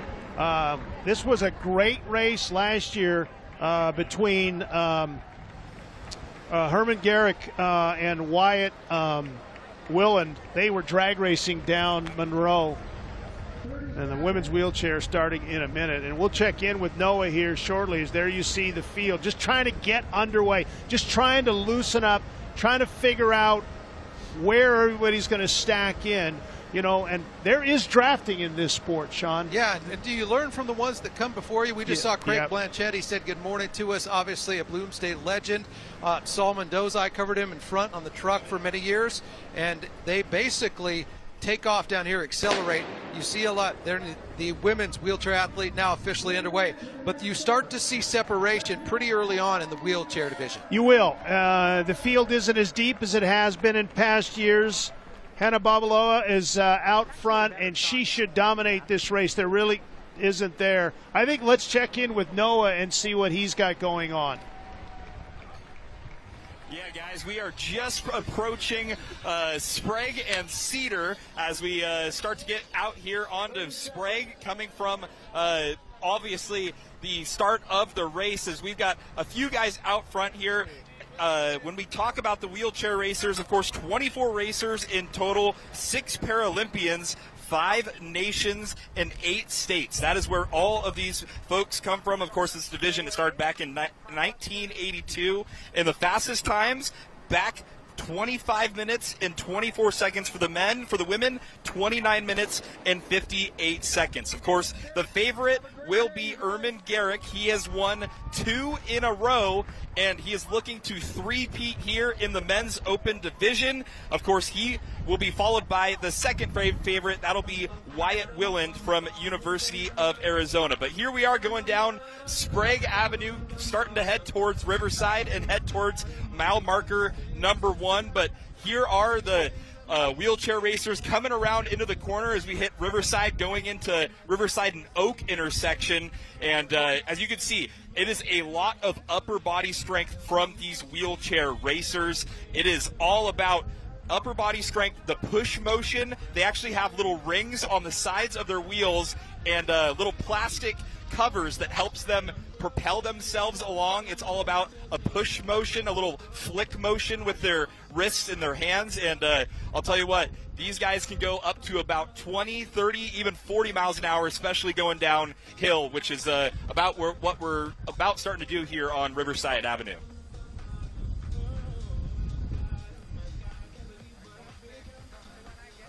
Racers here, we've had staggered guns. You've seen something interesting here as you see the map of the wheelchair, the map of the course where they are. They're still up on Broadway before they make the turn. Or excuse me, I should say still on Riverside before they get to the peak.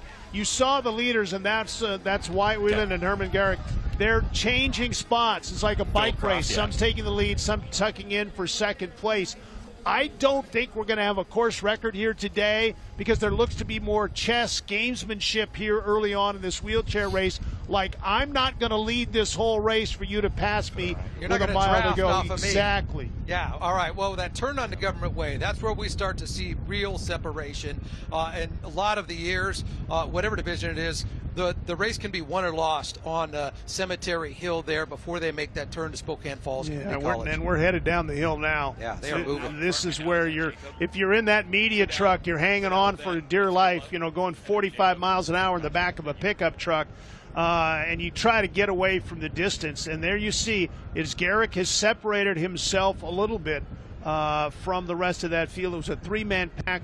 Wyatt Whelan was the second guy in there. I don't know who the third person was. I'm going to guess it's Jacob Allen, who's in his third Bloomsday. Noah had that for us. But, yeah, they're going faster than it looks. Yeah, it is really hard to understand the acceleration through there as they're now coming towards Government Way there. Garrick, we had an interview with him earlier here on the broadcast, and he had a great race, obviously, last year, and he said he's really, really looking forward to coming back and defending this year. And it's such a big change. This is the biggest change on the course. You go from a straight downhill into a straight uphill.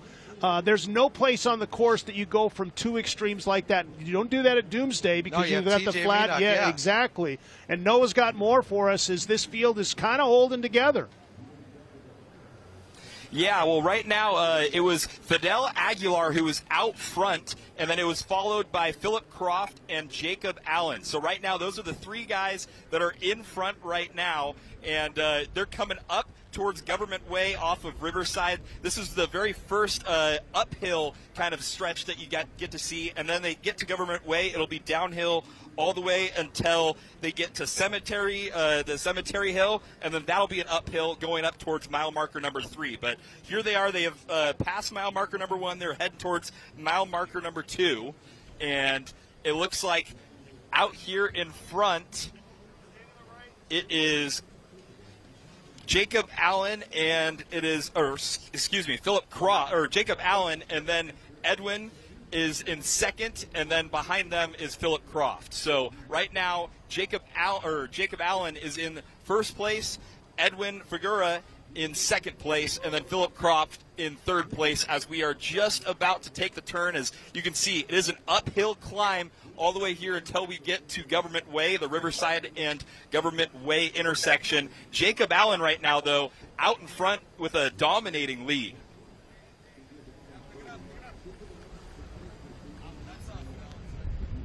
Thank you. All right, Noah Schmick there covering the elite men's wheelchair race. And what stands out to you? There's obviously some strategy here. We talked about sticking to that 3-person pack at the beginning, but we're starting to see separation. What are you watching for here, Dennis? I'm watching him pull away, Whelan pull away from Garrick, and look at the distance now here. He has made a huge move here. And what you want to do is at the bottom of the Doomsday Hill, if there's 2 of you together, you want to work going up the hill. But if you're going up Doomsday and you've got this much separation, you really if you can put the hammer down, you can put the hammer down. And if you've got that kind of lead at the top of the hill, you're going to win this race. All right, we will be right back. Thanks so much for watching here on SWX and our streaming platforms. Bloomsday 2026 now officially underway.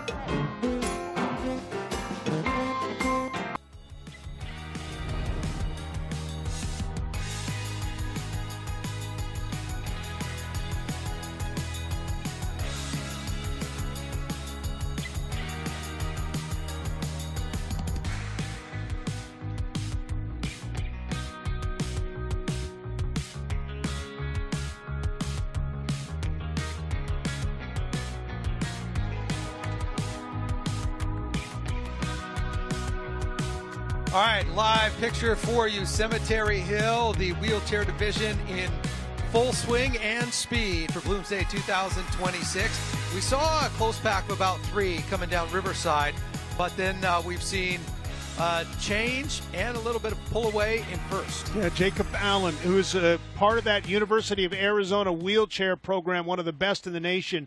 Suzanne Scaroni, who grew up in Tico, is part of the other one at the University of Illinois. But he's an alumni of that program. He's 23 years old. This is his 3rd Bloomsday, and maybe is it his time? We thought it would be Wyatt Whelan. We thought it would be Herman Garrick. But this young man has kind of dominated this in the last mile and a half, and you see his rhythm. That's the most important thing, Sean, when you're watching a wheelchair athlete, the rhythm as they go, as they're going down the course. Let me ask you this question, Dennis, just to your thoughts, your insight. This is a strategic decision to kind of put it out there at the start of the race, the early part of the race, to get that lead. 45 seconds away from the women's elite start, but when you have a strategy like that, you have to be able to maintain. Exactly. And here's the thing is we don't know enough about Allen. Is he a great climber? Is he not a great climber? We know Herman Garrick is a great climber. If he doesn't think he can climb with him, then he's going to try and break this race open a little quicker. Now, I will tell you, watching him go up Tombstone Hill, he looks like he could climb a little bit. So if he's not confident in his climb against Garrick, he's trying to put as much space in between him and the rest of the field. All right, let's take you down the elite women's field about to get underway. Let's listen in.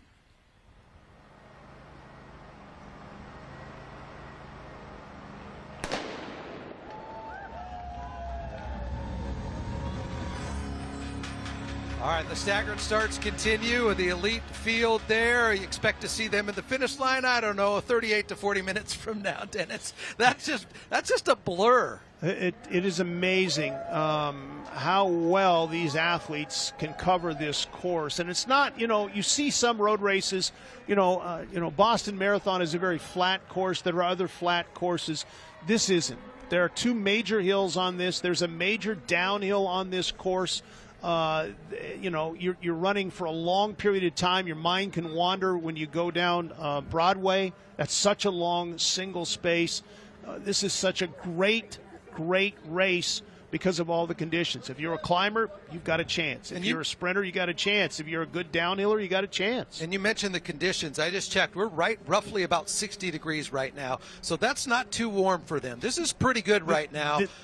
Right. Probably by the time they finish, we're up another 2 degrees. So I think it's pretty good weather for them. Yeah, it's probably, if you asked them and they were honest with you, it's probably 3 or 4 degrees too hot. warm? Okay. But what you're trying to do is you're trying to limit your water intake because you don't want to slow down and stop and do that. I asked John Sinclair a long time ago, 2-time men's winner, the last U.S. man to win this, and I asked him, I said, what's the perfect temperature for everybody, walkers to elites? He goes, there isn't one. The elites wanted a little cooler. The walkers wanted about 10 degrees warmer. But we are about in the sweet spot of this weather for everybody here today. Yeah, and look at the setting. With the live picture, look at the setting. We're showing off right now here in Spokane. It is fantastic sunshine, basking on the elite field there. I think we want to check in with AJ right now, who has one of the best seats in the house. AJ.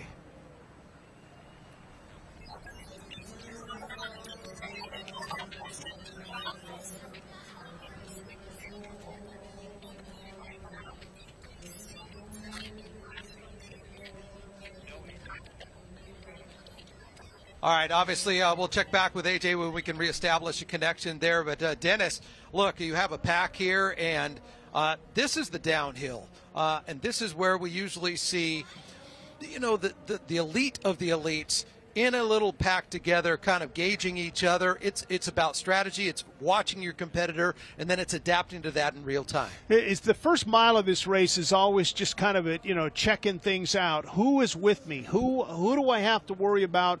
Because those runners know who has the kick. Those runners know who's good downhill. Is there somebody in this field I don't know? Do I have to pay attention to them if they decide that they're going to go out quickly here in this race? You're just trying to get into that rhythm, Sean, of whatever you're trying to run, whatever you're trying to run in your mile splits, because that's what these athletes are looking at as mile splits.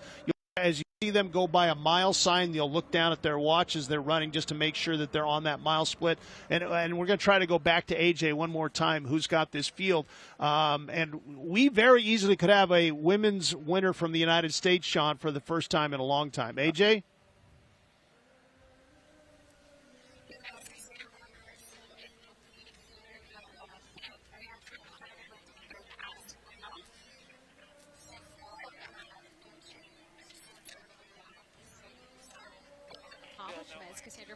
All right, obviously having some trouble with AJ, but the picture still holds as you look at the course on the right of your screen and then the elite field on the left of your screen. This is the plan of attack. Obviously, Cemetery Hill, long, slow, uphill grade. You have to pick your spot there. What we've seen in the last recent years past, Dennis, is you start to get an idea who's really going to be in contention right around TJ Minock Bridge. Yeah. The first real move on this course can be at Tombstone Hill at the bottom of that first uphill. We've seen men make that more than we've seen women make that for whatever reason. And then the flat, I think, before as you turn the corner, as you head to the college, before you go down to Doomsday, is a place that people like to go. Noah Schmick is with the men's wheelchair, and this is where the race is going to be won. For this young man is going up Doomsday Hill, Jacob Allen. Noah? Yeah, no, Dennis, you were completely right. As Jacob Allen has completely separated himself from the pack, I'm actually looking over towards TJ Minock Bridge as you come down the hill.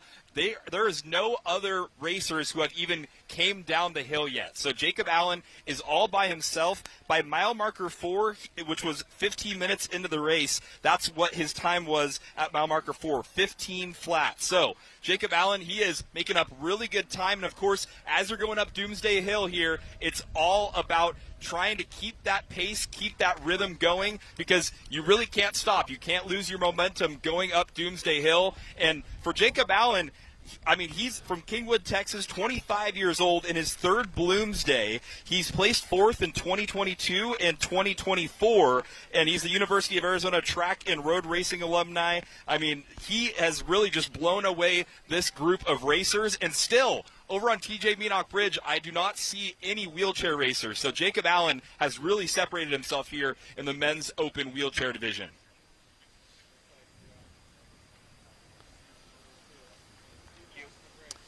All right, and Noah there, and really a field of one right now out in front. And here's what's standing out to me, Dennis. We talked about this. As you look at a live picture at the top of Doomsday Hill, you should see him cresting over the horizon there in a second. Maintaining that distance lead from Cemetery to now almost the top of Doomsday. At that some point, you got to say he's formidable to potentially win. Yeah, I mean, we can't even see where the next competitor is. And while he's not going up Doomsday as fast as he went up Tombstone, and that may be laboring, or that may be, is starting to take a little bit out of him. But unless something crazy happens, because we can't even see anybody on the course. If we could get our camera just to tilt up just a tad. We did show you the great blue sky there for a moment. Blue sky smiling at me. It is absolutely perfect, a blue sky. But, I mean, we can't even see the next competitor.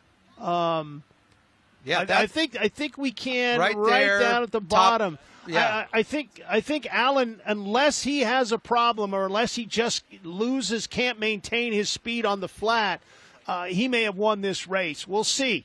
Well, he's laboring a lot more than he did early on, especially even at the bottom of the hill. Right, but the two hardest parts of this course are complete now for Correct. him. Cemetery and Doomsday are now in his rear view. So it's another 2+ miles to victory, and the distance, the gap between first and second, it's Saul Mendoza-like. Saul used to come out of these things and have just that dominant lead, and then you come down Broadway in the Tournament Row, and you're there. So we'll have to see if anybody can close that gap. But right now, this is about as good a race as he could want. Yeah.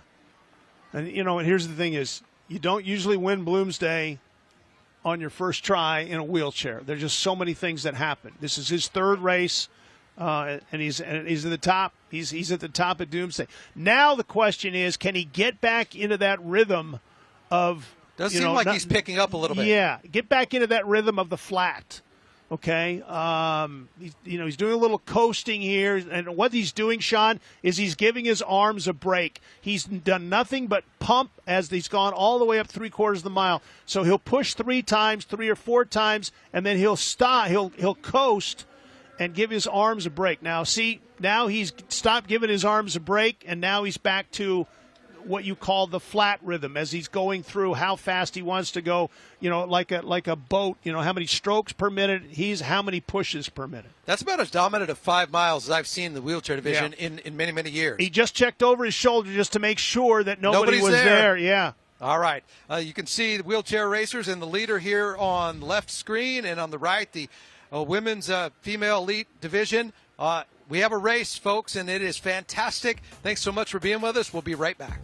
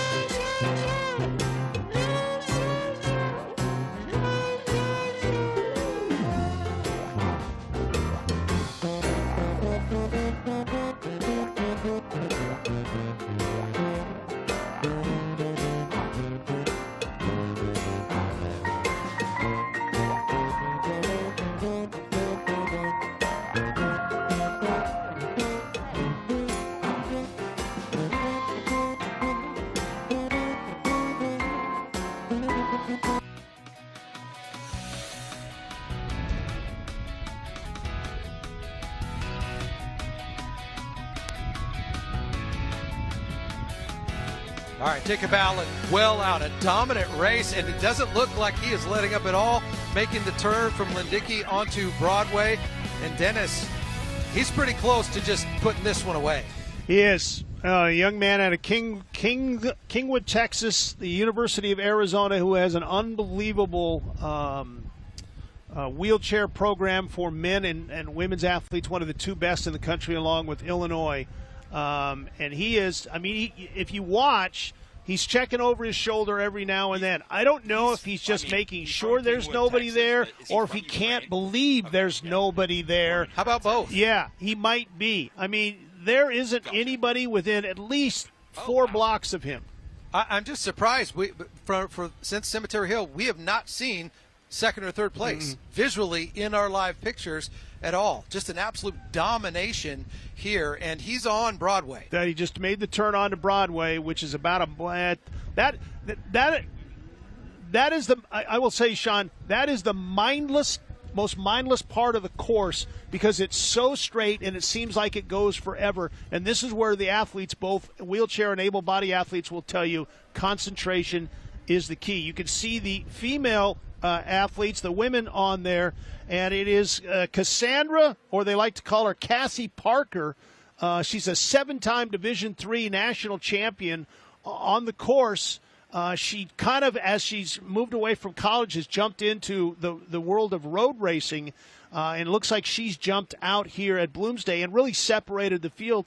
And it's interesting that was made on the downhill is where they made the women move, and the men's move was made going up Tombstone, which is, you'd think running downhill for an able body would be the easiest place, going uphill would be the hardest place, and for wheelchair athletes, but both had decided that's where they needed to go, and maybe she decided to break up this field. All right, let's check in with Noah Schmick as we are now nearing the finish line, and Jacob Allen, absolute dominance, Noah.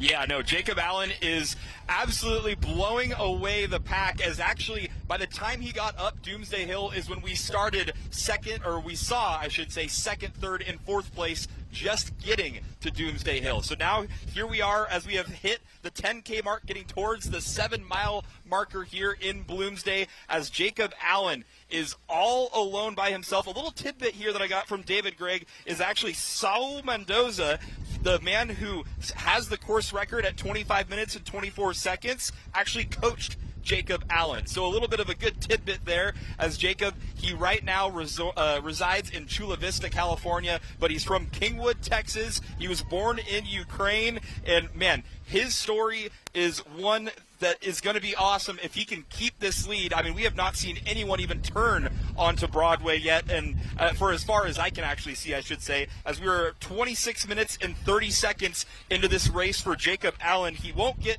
of course, the course record, but his own PR is 29 minutes and 47 seconds, and that was in 2022 when he placed fourth here in the men's wheelchair open. As we were just going over the overpass from the Maple Street Bridge and on Maple and Walnut right there, as he is just getting over the bridge, and Jacob all alone, no one behind him, as we get closer and closer towards the final stretch.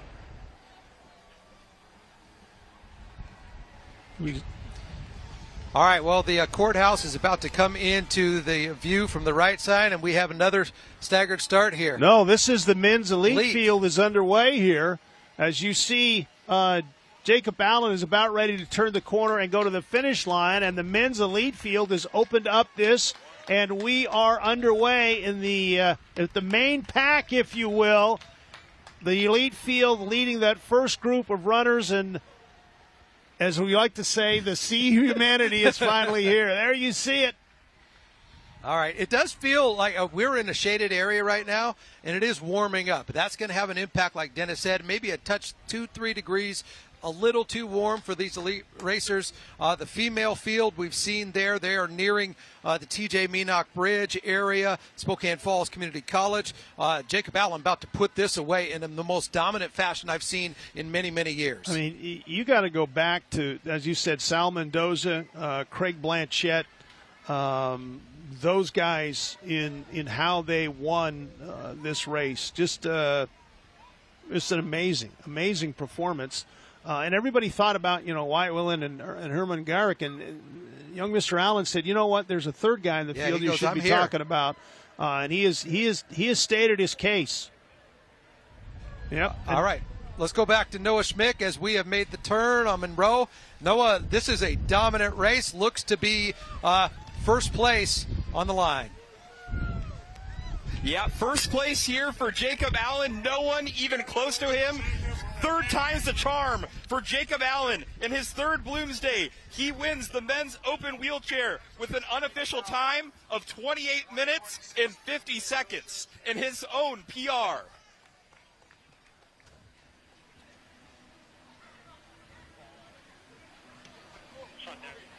All right, well, that is, he never faded. He's gassed.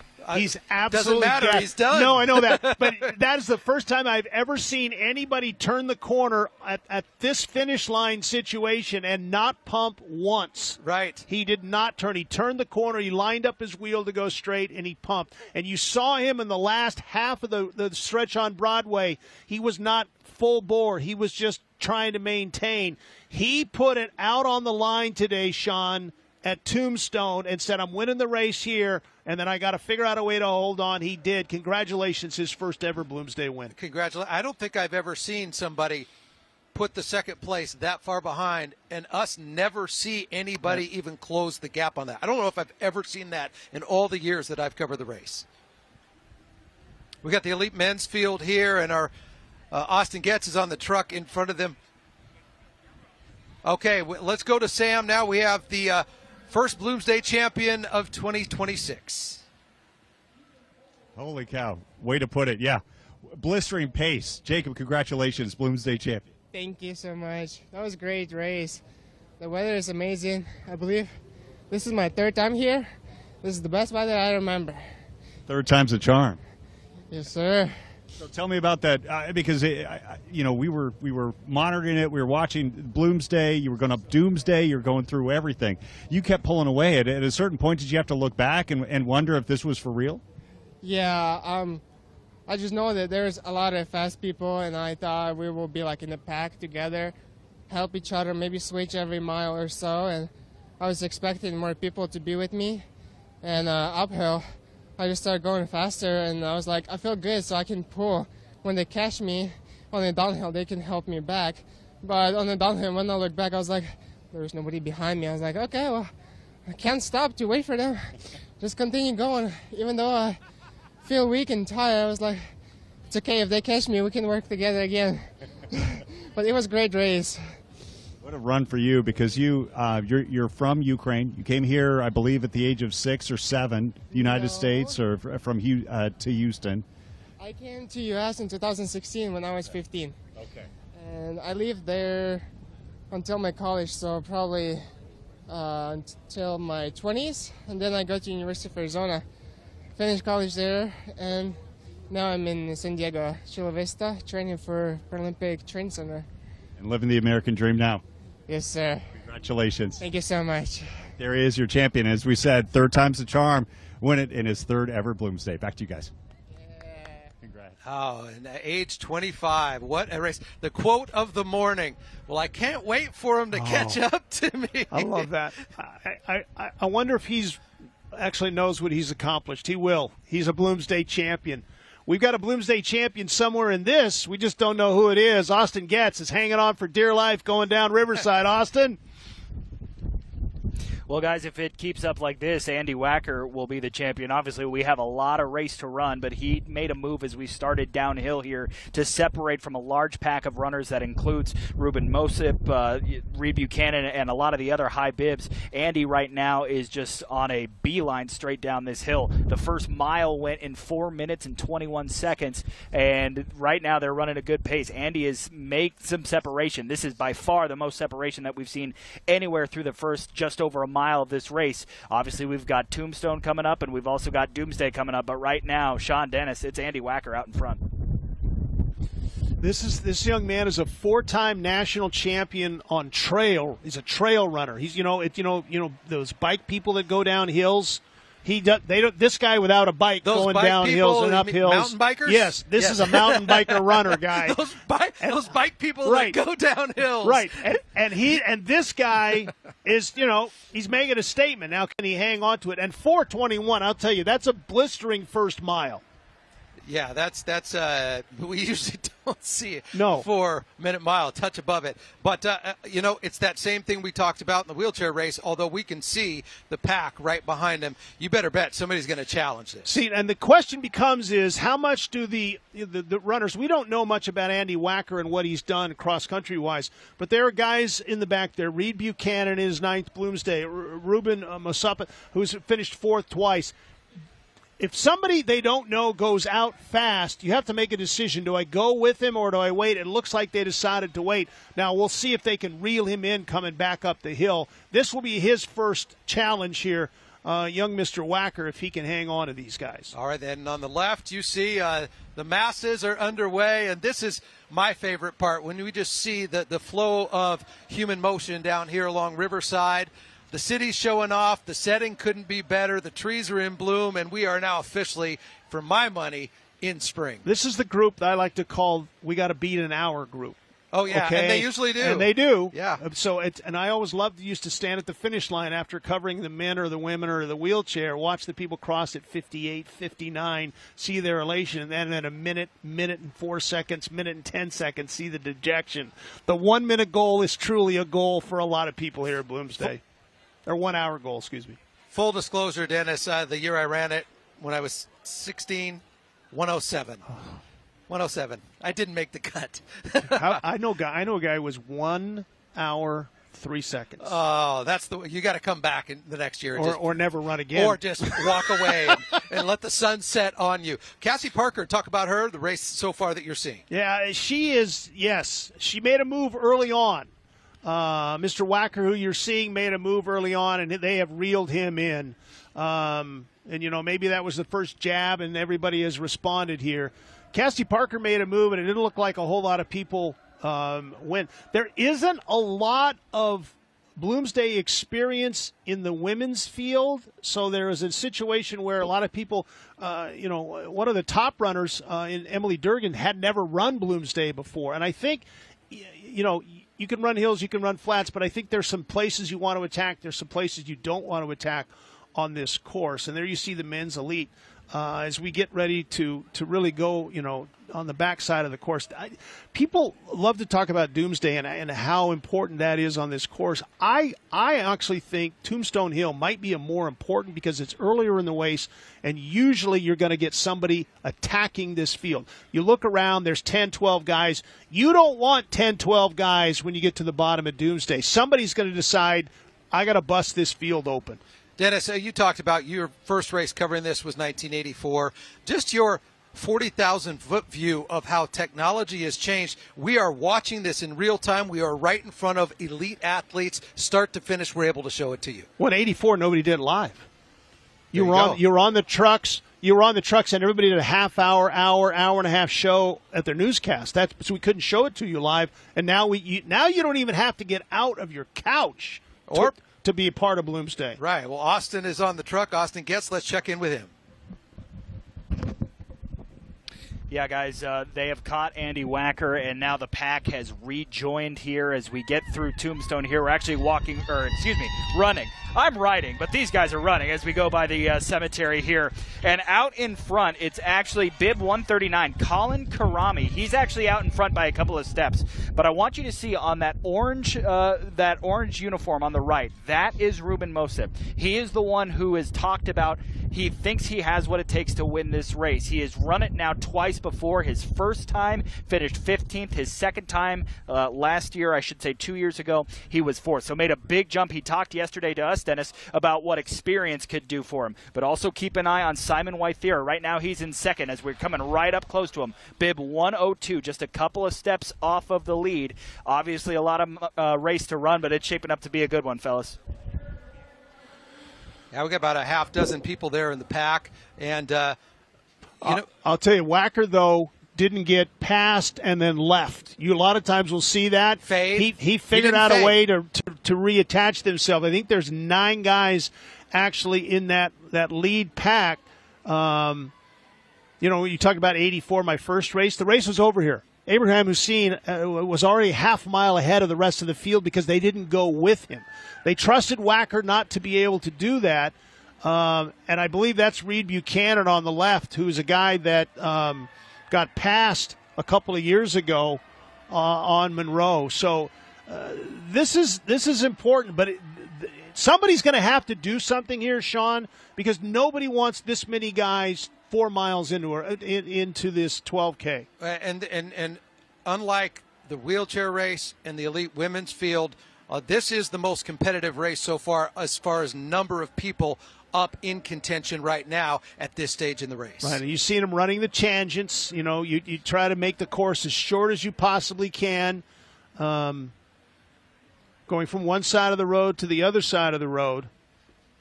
I will tell you, John, looking at those runners, they all look comfortable. They all look like they're in a pocket. They're correct. In the groove. They're there. There's nobody seems to be straining at this point in time. Look how look. They're not laboring. No, the stride is pretty clean, and this pack is pretty unified here. But like you said, we're at the point of the race now. Cemetery Hill's behind them. They have some flats. They got a little downhill coming into TJ Menock before they make the turn for Doomsday Hill. I imagine you're going to see about 3 or 4 break out and separate, or maybe 1 breakout here. I would imagine that has to be the strategy. You don't want to run in a pack like this. You want to kind of get some distance between you and the person right behind you. Cassie Parker on your left of your screen.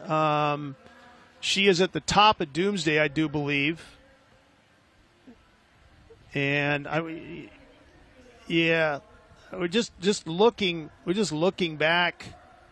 You're trying to peer into the deep recesses there to try and that's figure West Central out. Community Center there. Yes. So she's about ready to get off of there and make the turn to head to Nettleton and then to Broadway. So she's pretty much done with the hills and the flat part. And we'll see She's if having we a can. fantastic race. You She know, does not look tired. no, That's what stands out. Right, and she has the same rhythm that she had going down the hill. And on the left, you see the Corporate Cup starting, the race within a race, if you will. Corporations, businesses send their fastest runners and try and win a Corporate Cup. And I know that Eastern Washington University had a team that dominated the Corporate Cup like for 50 years. No, I'm not saying that, but it was a long time. And those guys finally got old. They didn't have any new people that could run. So, but that's part of the whole Bloomsday thing, Sean, is Corporate Cup. We get all these people, the more people we can get to run. And honestly, running on the 50th anniversary, why wouldn't you do it? Yeah, you have to do it. And, we've had a great turnout there. They said roughly about 41,000 people entered there. That's a larger number. Sometimes we'd ebb and flow down to mid 30,000, 41,000 plus register. And I understand as you look at the Corporate Cup ready to start, the elite men's field on the right, we have our first look at the finisher T-shirt right now. Oh, wow. Yeah, already. That's pretty early on, and there it is. It's a gold. Well, 50. Yeah. 50's gold, right? There, that makes it 19. Oh, that is cool. 1977 at the bottom, 2026, 50 finisher, Bloomsday there in the middle. That I love it. Do you not? It's going to grow on me. Okay. That's Dennis speak for I'm not so sure right now. No. You know what? I need to see it on somebody. Yeah. I think and I need to see where that light hits. You know what? It's going to be a shirt nobody gets rid of. You'll get rid of 49th and 51st. You're not going to get rid of the 50th shirt. I just love the transposing of 1977 and 2026. Pretty I think cool. that was a brilliant thought on there. All right, the elite men's field on your right. We still have quite a pack. We have 8 people viable. The Corporate Cup will start on your left, but let's go to Austin on the truck in front of the elite men. Austin. Yeah, guys, still a pack here. They're still running close. Let's give you some mile splits. We mentioned the first one went 4:21.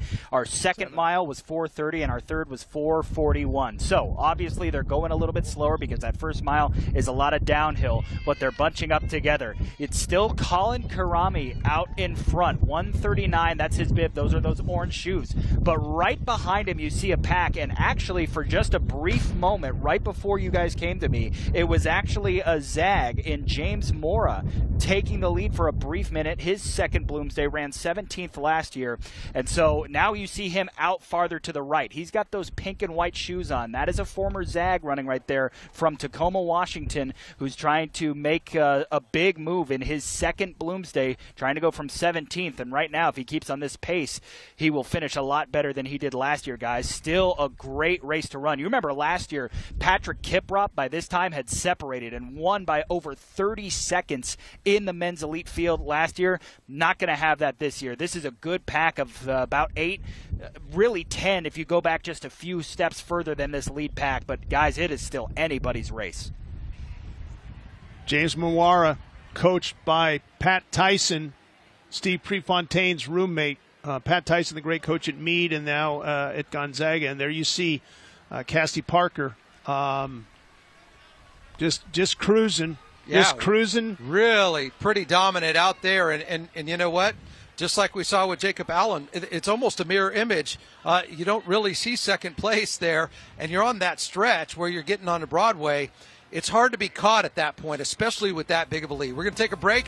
More live Bloomsday 2026 coverage. Sean Owsley and Dennis Patchen with you. Back in a minute.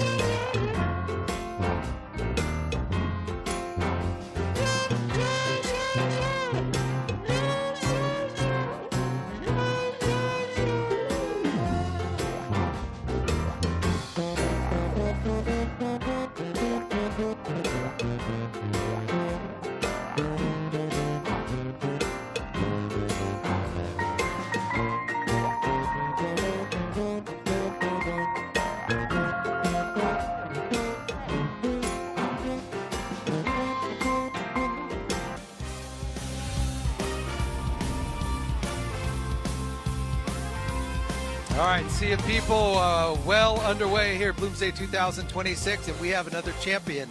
So cool. This is so cool. And you know what's cooler? Winning Bloomsday. All right, let's check in with Kalai with another champ.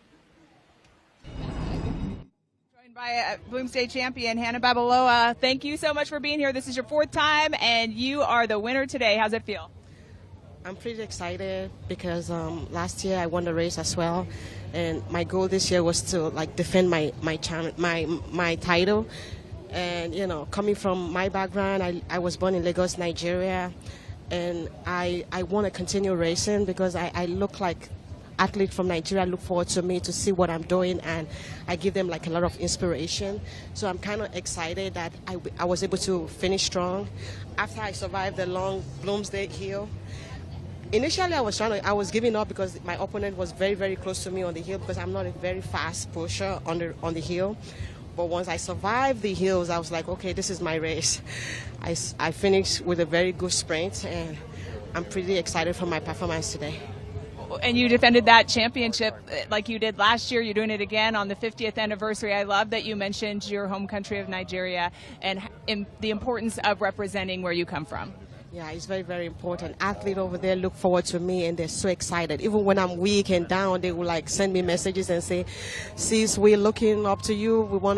We are so happy that you continue racing." And you know, they're excited. They're excited. I'm doing wonderful thing in America, and it's a very good thing. Well, we're excited for you. Congratulations on defending your title, Sean and Dennis. We'll send it back to you guys. All right, great stuff, Kalai, and just great perspective on how you approach the course. We got a race in the women's field here, but it's a race of one. Yeah, she's racing the clock is what she's doing. In the press bio, they call her Cassandra Parker, but everywhere else it's Cassie Parker. But we're going to call whatever you call her. We're going to call her champion. And AJ out. We finally have AJ. All right, AJ. Hey guys, it only took 7 miles, but here I am letting you guys know what you just said, that Cassie Parker's still in the lead. I've been trying with the binoculars to figure out who's in second, but it's just too far. Cassie has just been dominant from the start and looking like she will be the 2026 champion as we're here on Broadway. You guys said it, but her pace, her steadiness here just has not changed from the start. She pulled away from the pack early, and it's been miles since we've had even been able to see who's in second or third. So just a dominant, incredible performance from Cassie as we're nearing the finish of this one. You know what? And I mean, you got to go back. The last time we had a U.S. Women's winner was 2002, Colleen de Ruck. And Colleen actually won this representing the Netherlands the first time she won it, and then changed her citizenship. The last time we had a U.S.-born citizen was Kim Jones, a Spokane athlete. And then you got to go all the way back to 1997. And Kim is here today. They brought her back for the 50th Bloomsday. Boy, they got some legends of Bloomsday here. Kim and Anna Dane. And Sean Sinclair, the last U.S.-based men's winner back in '86, is here as well. All right, we can see they're right here on Broadway near the courthouse. You know what that means. Finish is imminent in the elite field. And look down Broadway behind her. Stop what you're doing. Look behind her. Nobody to be seen. There's nobody there. Absolute domination like we saw in the men's wheelchair race. And that's so unusual for Bloomsday. She might, unless there's somebody who's blending in with, she might win this by more than a minute. All right. And I can't remember the last time that happened. Let's go back to AJ if she can still hear us and let her call the finish. Victory is almost here for Cassie Parker. A dominant performance from start to finish. Only a doubt for the first couple of minutes for this runner as she approaches the finish to be the 2026 champ. A dominant performance. She's taking it all in, all smiles as she approaches the finish line. What a win for bib number 7 here. Cassie Parker is your women's elite champion. What a phenomenal, dominant race for Cassie Parker, Dennis. I can't remember the last smile I saw that big from a winner coming down there. Throws both hands up in the air. Yeah. I mean, with everybody that puts so many hours into training and nutrition, and then you have, there we go, second place. But we never even saw them in the field. No, that was a great run towards the end. That's Rachel Riddell, a Fort Collins runner. So we apologize for not recognizing her. She was blending in with the background, but still.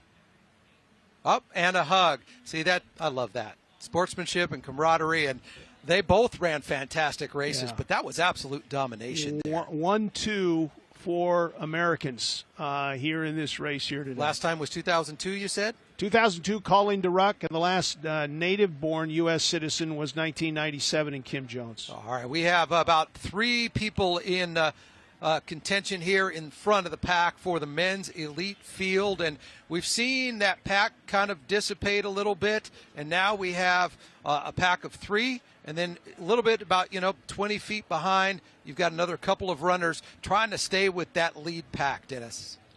Let's see what Austin, he's been watching this race the entire time. We're down to a trio of runners, Austin. We are, and as we've seen so many years before, Doomsday really separated the pack.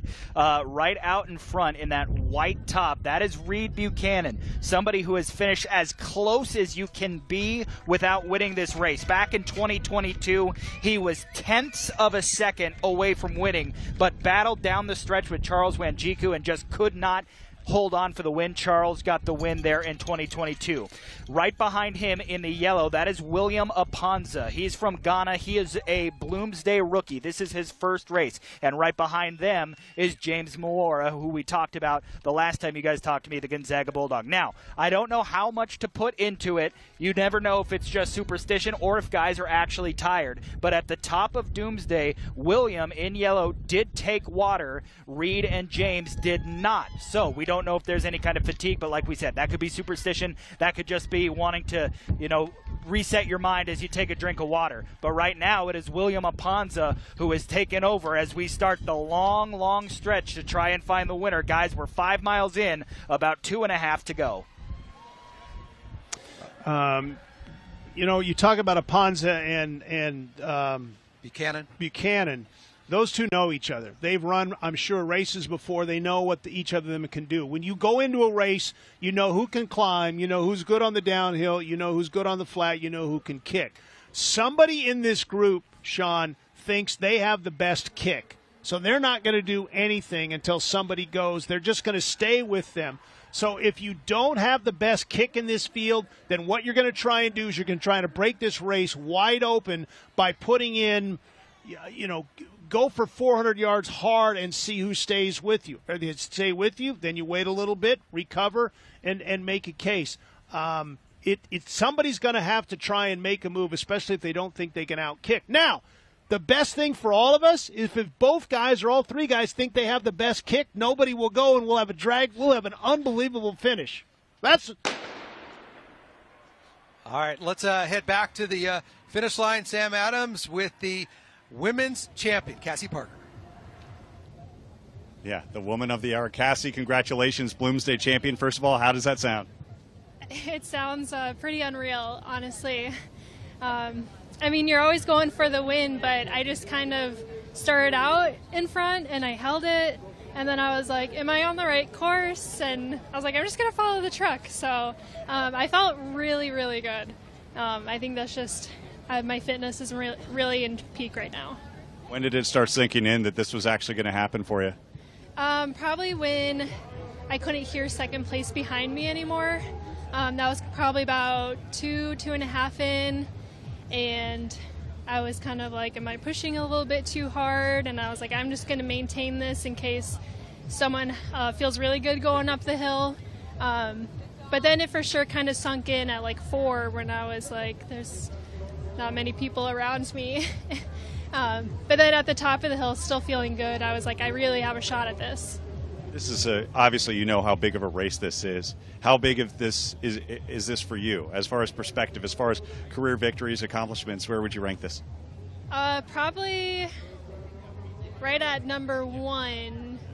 I feel like I've been training into the longer stuff, into like starting marathon training, and I feel like it's been reflecting in my other races too, and it really showed here from my half marathon in March to Cherry Blossom. I knew I was in really good fitness, so I was excited about this, and I felt like I'd had the experience from running the course last year. So I kind of just took that and ran with it. Quite literally did. By the way, I noticed your bib number 7. Do you believe in luck? I feel like I have to now because a couple people came up to me and said, number 7, that's a lucky number. I mean, it's not my lucky number, but I'm going to have to put it up there with my other lucky number. Well, congratulations on the victory today. Thank you. I'll just shout out my family and my coworkers. I know they're watching, so thank you for supporting me. It takes a village. All right, Cassie, congratulations. You're 2026 Bloomsday champion. Oh, fantastic there. And I love her disbelief that, am I even on the right course? It was that dominant. Am I on the right course? And I'm not going to wait for them. 2 classic lines from Bloomsday winners here today. And the 50th running of Bloomsday has been spectacular. The weather has cooperated. Everybody's in a good mood. This is my favorite camera shot that we do, where it's eye level, it's zoomed in, it's just a sea of people. You can see the course now full on Cemetery Hill there, Dennis. And this picture here, this is Bloomsday. This is what I remember when I was young. see the sea of people and just think, wow, that's so cool that everybody comes together. You got people who've trained in there. You got people who only do this once a year. You got people in there who've done 20, 30, 40. You probably have, we've got perennials who are running their 50th Bloomsday. Some of them don't run anymore, but they walk it. This is what Spokane is all about. Not only the people participating, 41,000 registered. We have over 5,000 volunteers out on the course. They're participating too. This is why Spokane is such a great city. All right, that's the big picture of everybody that participates. Let's drill back down the elite men's field. What you've seen and what you think happens here in the final mile and a half or so. Well, again, you see a quick check of the watch. Guys, now what they're trying to do is figure out. We'll just go to Austin and get his observations. Austin? Oh, my, guys, perfect time for you to come to us. Reed Buchanan has now opened up a 4-5 step lead as it was William Aponzo who was leading basically all through Broadway, but now he seems to be fading a bit, and James Mora, who's now in third in blue, is about to catch him. So Reed Buchanan, depending on how much he has left in the tank, he might be able to exercise those 2022 demons where he came in second by tenths of a second. And if he is able to keep this pace, he is extending as we hit mile 7, and he doesn't have far to go, and he will be a Bloomsday champion if he can keep it up. If you're a runner, you wait for a tick from a guy. You wait to see if he's breathing different. You wait to see if his arms are working harder. He made a move right when he looked at his watch. He's extending his lead Yes. since we've been on this live picture Yes. here. That stands out to me. That says to me he's not fatigued. He's in his pocket, his own personal zone, and he's extending his lead. And you have to think, when he is ready to give up, when he is just struggling, when he's out of energy, he's thinking back to that race that was just really tenths of a second. That's in your head. That's giving you fuel for this final stretch. Absolutely. He's saying to us by how he's running right now, I'm not going to let that happen again. No one's going to catch me from behind. And honestly, it looks like the race now is for second place. Reed Buchanan has dropped it into a different gear, and he is pulling away to try and win this event. Yeah, he doesn't have much further to go. He is near the courthouse there, and obviously right after that comes that right turn on Monroe where the finish line will then be visible for Reed Buchanan. But he is continuing to extend his lead, and that's what we talked about, that pack of 3. Who's going to break out? Well, we're seeing it right here live. Just quick look over the shoulder to see where they are. The other thing, Sean, you have to remember, they're running for prize money. Second place, prize money, third place. If you figure I can't catch this guy, then I'm going to run for second. Let's let Austin call it. He just clapped. Austin. Reed Buchanan is about to become the first American man since 1986 to win the men's elite field in Bloomsday. A 5th-time Bloomsday entrant. His first 2 times he finished 12th in both 17 and 18. Then heartbreak in 2022 for second, but no heartbreak here. Reed Buchanan, the 50th Bloomsday men's winner. Oh, huge hugs there. Did you see that, Dennis? Stood out to me as he took that corner on Monroe. He glanced over his shoulder. He realized this is my race now, and he clapped his hands, and then he sprinted down Monroe. You could feel the emotion there, and boy, what a dominant final mile from Reed Buchanan. Okay, that's half fatigue, but that's half emotion right there. And elation. He just exercised the demons that he could not win this race. And he figured out how to do it, and he was not – you were going to have to drag him off the course for him not to win today when he was in that on Broadway. He just made sure I am not losing this race today. We never saw him leave the lead pack. Nope. Not once. He was in the middle of the pack for quite a while, and then we saw the 3 runners kind of extend their lead and come out and break out. He was not leading. He was second coming off the top of Doomsday. And then that final stretch on Broadway, he owned that final mile. Reed Buchanan's Bloomsday footnote was lost the closest finish ever. Not you anymore. Can scratch that out. His footnote now is won the 50th running of Bloomsday. Wow, fantastic. What's going through his head right there? I did it. Is it relief? Is it pride? What's standing out? I don't know. I think that I think it has to be I finally did this. I've been coming here so many times.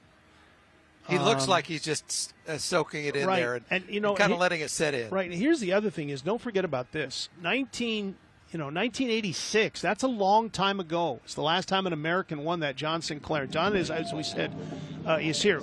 Let's ask him what he was thinking. I mean, we're going to get a chance to talk to him. I can't wait to hear from him. What a great 4 races here today. Yeah. Had a little bit of everything here. Justin's ready. Justin. Guys, we cannot wait to hear from him. Reed Buchanan, as we are walking over here, you said coming down the hill you were getting flashbacks to 2022. But I got to ask you right now, different ending. What does this mean to you? It means a ton. I've been wanting to win this race for almost 10 years, and when you come close, you think, okay, that might be it, right? Like, that was the day, and you didn't get it done, and so to come back and be able to get it done, it means a lot. What's going through your mind as you are coming down toward the Monroe Street Bridge here? Finish line's in sight. What's going on? Please don't catch me. that's all I'm thinking about. I'm like, please don't catch me. And I put an earlier move before we make that turn than I did last time I was close, and I think that was the difference. Started off with a blistering pace, just over 4 minutes for that first mile. How does that change your strategy? How do you adapt as that race moves along from there? It doesn't. My first 11K was capturing moves and putting myself in the position to make that last hard K. Overall, if you were to sum this up, how important is Bloomsday? And not just winning Bloomsday, you won the 50th Bloomsday. Man, I mean, I couldn't have asked for a better addition to win. I really like Spokane. Consider this an open application for that Gonzaga XC job, There you go. Then I got to ask, how are you feeling? What's next for you as you head throughout the day? How do you recover from this? Good burger in sight or something like that? Something like that. Get on a plane, get home to see my little 8-month-old. Can't wait to celebrate with her? Yeah, guy, but can't wait to tell him, although he won't care that much. But Well, hey, we're excited for you. Reed, congratulations again. You done it. Yeah, thank you. All right, guys, we'll send it back to you, obviously. And excited Reed Buchanan. You saw the emotion as he crossed the finish line. He became Bloomsday champion after getting just nipped at the finish line in 2022. He's already parlayed that into a potential job at Gonzaga and his 8-month-old son. Well, it may not have helped his case that he beat a former Gonzaga runner there, but Justin, if he's still there, tell him he can run over to the school. It's probably on his cool down lap. So there you go. The way he ran, he probably has got another 5 or 6 good dominant miles in him. Okay, we talked about the feeling of winning, the feeling of winning. But imagine the feeling of winning of a race you've been trying to win for 10 years. Yeah, you know what? It's a good overall life lesson to stay persistent and never give up, and that is really a testament to what we just saw. Reed Buchanan, your men's Bloomsday champion, him a Bloomsday champion for the very first time. All right, the streets are full down here in Spokane, and another staggered start here. They just keep lining up, Sean. They just keep lining up, and we do have it's a strong turnout this year. Yeah. All right, let's check in with Corey and Haley at Doomsday Hill. Stay hydrated, get some water. Stay hydrated, get some water. It's very loud up here, Sean. It is lots of good energy, and it is just so much fun to see all the enthusiasm and these tremendous athletes. To watch the elites, both in the wheelchair, the men's, the women's, to watch them just stroll by like Doomsday was nothing. Every year I am in absolute awe that we're watching these incredible athletes do this, and it's like it's not even hard for them. It's amazing. They're so inspiring. But now we're getting into I don't want to say the normals, because even these people are very elite in their running capabilities. Oh, yeah. But we are getting to the point where just a few minutes ago the Vulture finally got out in the middle of the road. So the Vulture's out there giving high fives. Yeah, we got to step out of the way and show them the Vulture. He's here. So yeah, we're getting a lot more sea of people coming up Doomsday here, and there you go. Give out some high fives. High five Corey, high five Haley, high five Boomer, high five the Vulture. Everyone's coming out. It's getting a lot warmer, too. I don't know how exactly what the temperature is, but it's getting Gotta warm. reapply the sunscreen. Yeah, make sure you're having sunscreen, make sure you're hydrated, but we're having a blast up here. The music's going, the runners are, well, they've done the hardest part. It's the home stretch now. You're almost there. All right, Corey and Haley, we appreciate it. Dennis, I don't know if it's just me, but the Vulture looks like he's maybe been on a little nutrition training regimen. Looks a little leaner this year. I think it's a second-generation Vulture. I don't think the original Vulture's with this anymore. And the worst outfit of the day is who's ever in the Boomer the Bear costume, the Spokane Chiefs mascot. You know, he was hoping for a 50-degree day, or she was hoping for a 50-degree day. Snow would be okay. All right, yeah. we're taking a break. Overview, big picture, Bloomsday 2026. Appreciate you being along for the ride. Back in a minute.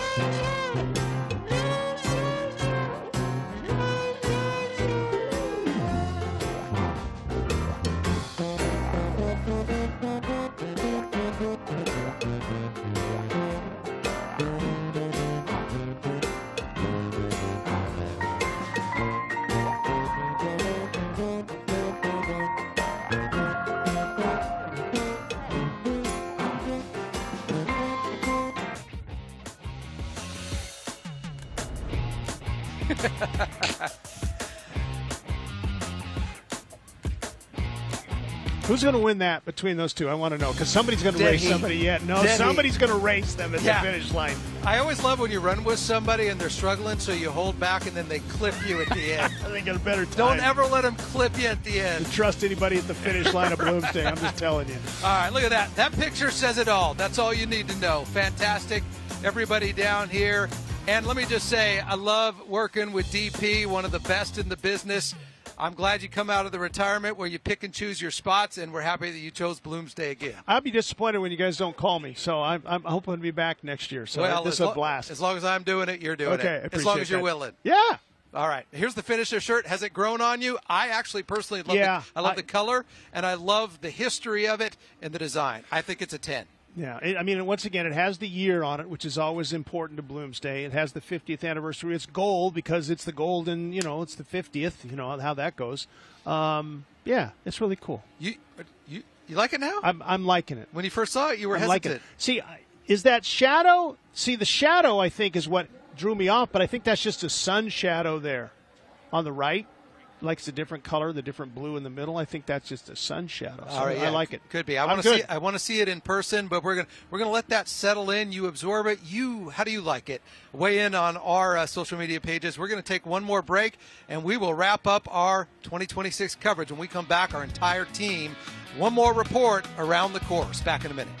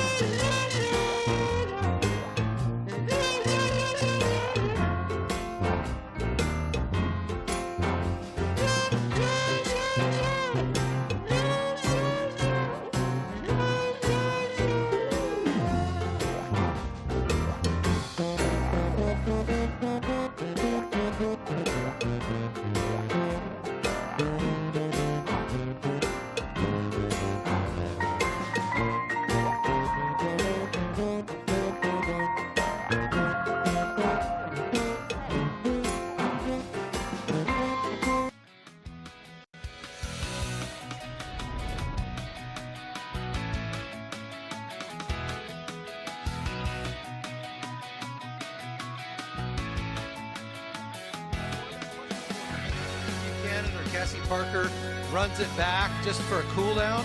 Some guys used to. I remember that. Yeah, that's why I brought it up. That's historical. I don't think guys do that anymore. Gals do that anymore. They may go out for a quick jog, but I think Cassie thought she'd win but didn't think.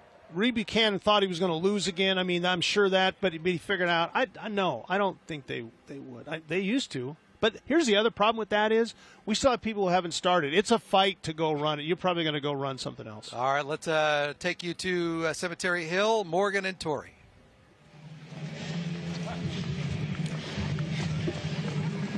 Hey, Sean. Hi, Dennis. Look who we found on this course today. This is my mom, Stacy. We love it. I know. So she just got, what, you're like 2 miles in now? Yes. Yeah, and tell us what's on the playlist right now. Oh, Pandora, Donna Summer Radio. Donna Summer Radio, and she said, I don't want anybody to interrupt my playlist while I'm on this race. She's actually been resting for a couple of minutes because it's been exhausting. And it's even warm. needed it. I know. So hot. And you said this is rivaling records. Yes, rivaling record temperatures for this time of year. Record was set back in 1977 at 81 degrees, and we're getting into the upper 70s, low 80s today. Okay, so you're only 2 miles in, Mom. How are you feeling? I gotta power through. There we go. All right, we love you. Have fun. Good luck. Bye, guys. We're going to say goodbye to you. Send it back to Sean and Dennis. Ah, love that. Great to see Morgan's mom and Donna Summer Radio, which is also that's what Dennis has on his phone. I just looked it up on the radio, one of the classics from 1979, ironically, the set third year of Bloomsday. What about hot stuff? All right, let's go. Oh, we could go on all day. Let's go to the finish line with the morning crew. All right, yeah, you know what's so crazy is I just got a text from my parents to give you a perspective of how huge this race is. 44,000 people. My family hasn't even crossed the start line yet, while we're here at the finish line where people are finishing in about 50 minutes for their race. That is quick, Sam. Yeah, not as quick, though, as the women's elite finisher. That was Cassie Parker, who quite literally ran so fast today that she had told me afterwards, she said she wasn't sure she was on the right course. She just kept on following the truck. And hey, we got to see an incredible story unfold for this 50th Bloomsday in the men's elite division. Reed Buchanan taking down demons of years past. Came across the finish line. That is an excited man. We've seen some excited friends running up to him now. Yeah. Lots of excited people here at the finish line. I think the weather's helping, guys. Oh, that's the truth. All right, so make sure that you put on your sunscreen when you are out and about doing whatever you're going to do today because it's a hot one and Justin told you so. Okay, and then with that, let's just call it today, not Fast and Furious. We'll call it Fast and Funtastic. I love it. All right, let's toss it back to Dennis and Sean. All right, great stuff, guys. Appreciate it. And another start just underway. They're going to be starting like 25 minutes after we're off the air. All right, well let's get to Doomsday Hill, Corey and Haley. Oh, yeah, there's so much good energy here. I love the enthusiasm from these runners. It's amazing to think that because there are so many people running by right now that there are still people in downtown Spokane waiting to start this race. The people just keep coming. The runners keep coming. 5 miles in, and they are in such good spirits. It is warm out here, like you were saying. You got to hydrate. You're doing Bloomsday here. You're shortly. doing Bloomsday. We gotta. As soon as we wrap this up, we're gonna be running down to the finish line or starting line so that we can get going with those people still waiting to go. So we know what we have ahead of us, I guess. All right, Corey and Haley and Dennis. All in all, spectacular day. Really good. I mean, if you just remember a couple of years ago when we had the rain and the cold temperatures, I remember. This beats this. I mean, you know, everybody says don't plant your flowers till Mother's Day. Plant them when you get home today. Am I getting tomatoes this year? Yeah, no trips this summer, so yes, the tomato plant factory is back in business this year. Patch's tomatoes are second to none. All right, let's check in with Bradley Warren. Hey, you know, guys, Dennis is making a great point. The sun is out, and I'm working on my sunburn just like, yes, go. Oh, yeah, I love it here. But you see right here, we've got thousands of people getting ready to go out and celebrate the Bloomsday fun. It's been absolutely electric here as the beach balls are going back and forth. But yeah, everyone in a great mood right now, of course, as the sun is out. This is obviously not what we're used to for Bloomsday.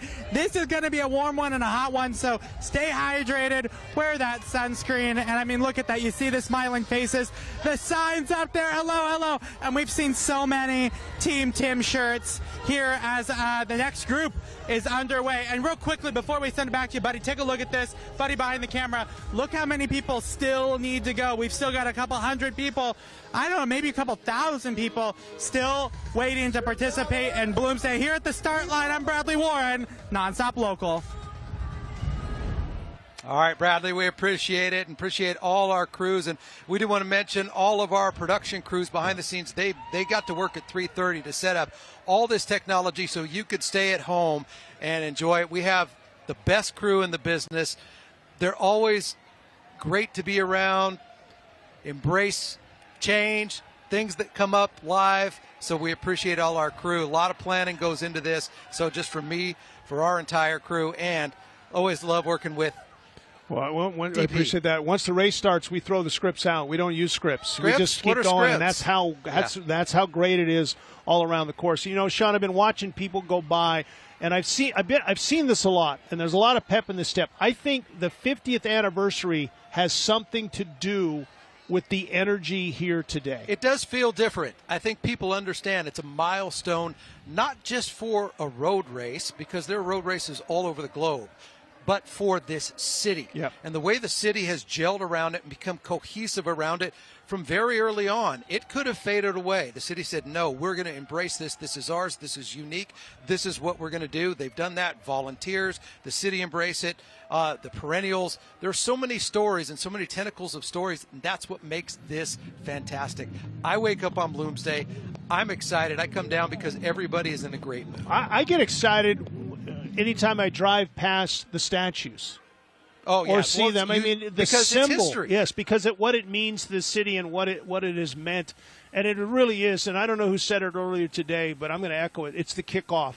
Summer's here. Winter is over. I have always felt that when you turn to May and then you have Bloomsday, then you're there. You're coasting towards summer. Yeah. We have just about a minute left, Dennis. Reed Buchanan, Cassie Parker. What stood out? Well, the domination of Cassie. Right. And the screw it, I'm not going to lose this time of Reed Buchanan. Gotta love that for him. Yeah. I mean, you know, he came so close and thought, you know, when he was driving home after finishing second, I'm never going to win this race again. Well, he did, and he waited for the best day he could have to win it on 50. All right. Always great to work with you, Dennis. It's an honor and a privilege, and for all of you to let us into your home. We're going to leave you with live images of Bloomsday 2026. Thanks for being with us on SWX and NonStop Local Streaming. I'm Sean Owsley. For all our crew at NonStop Local, have a great day and welcome to the official kickoff of spring.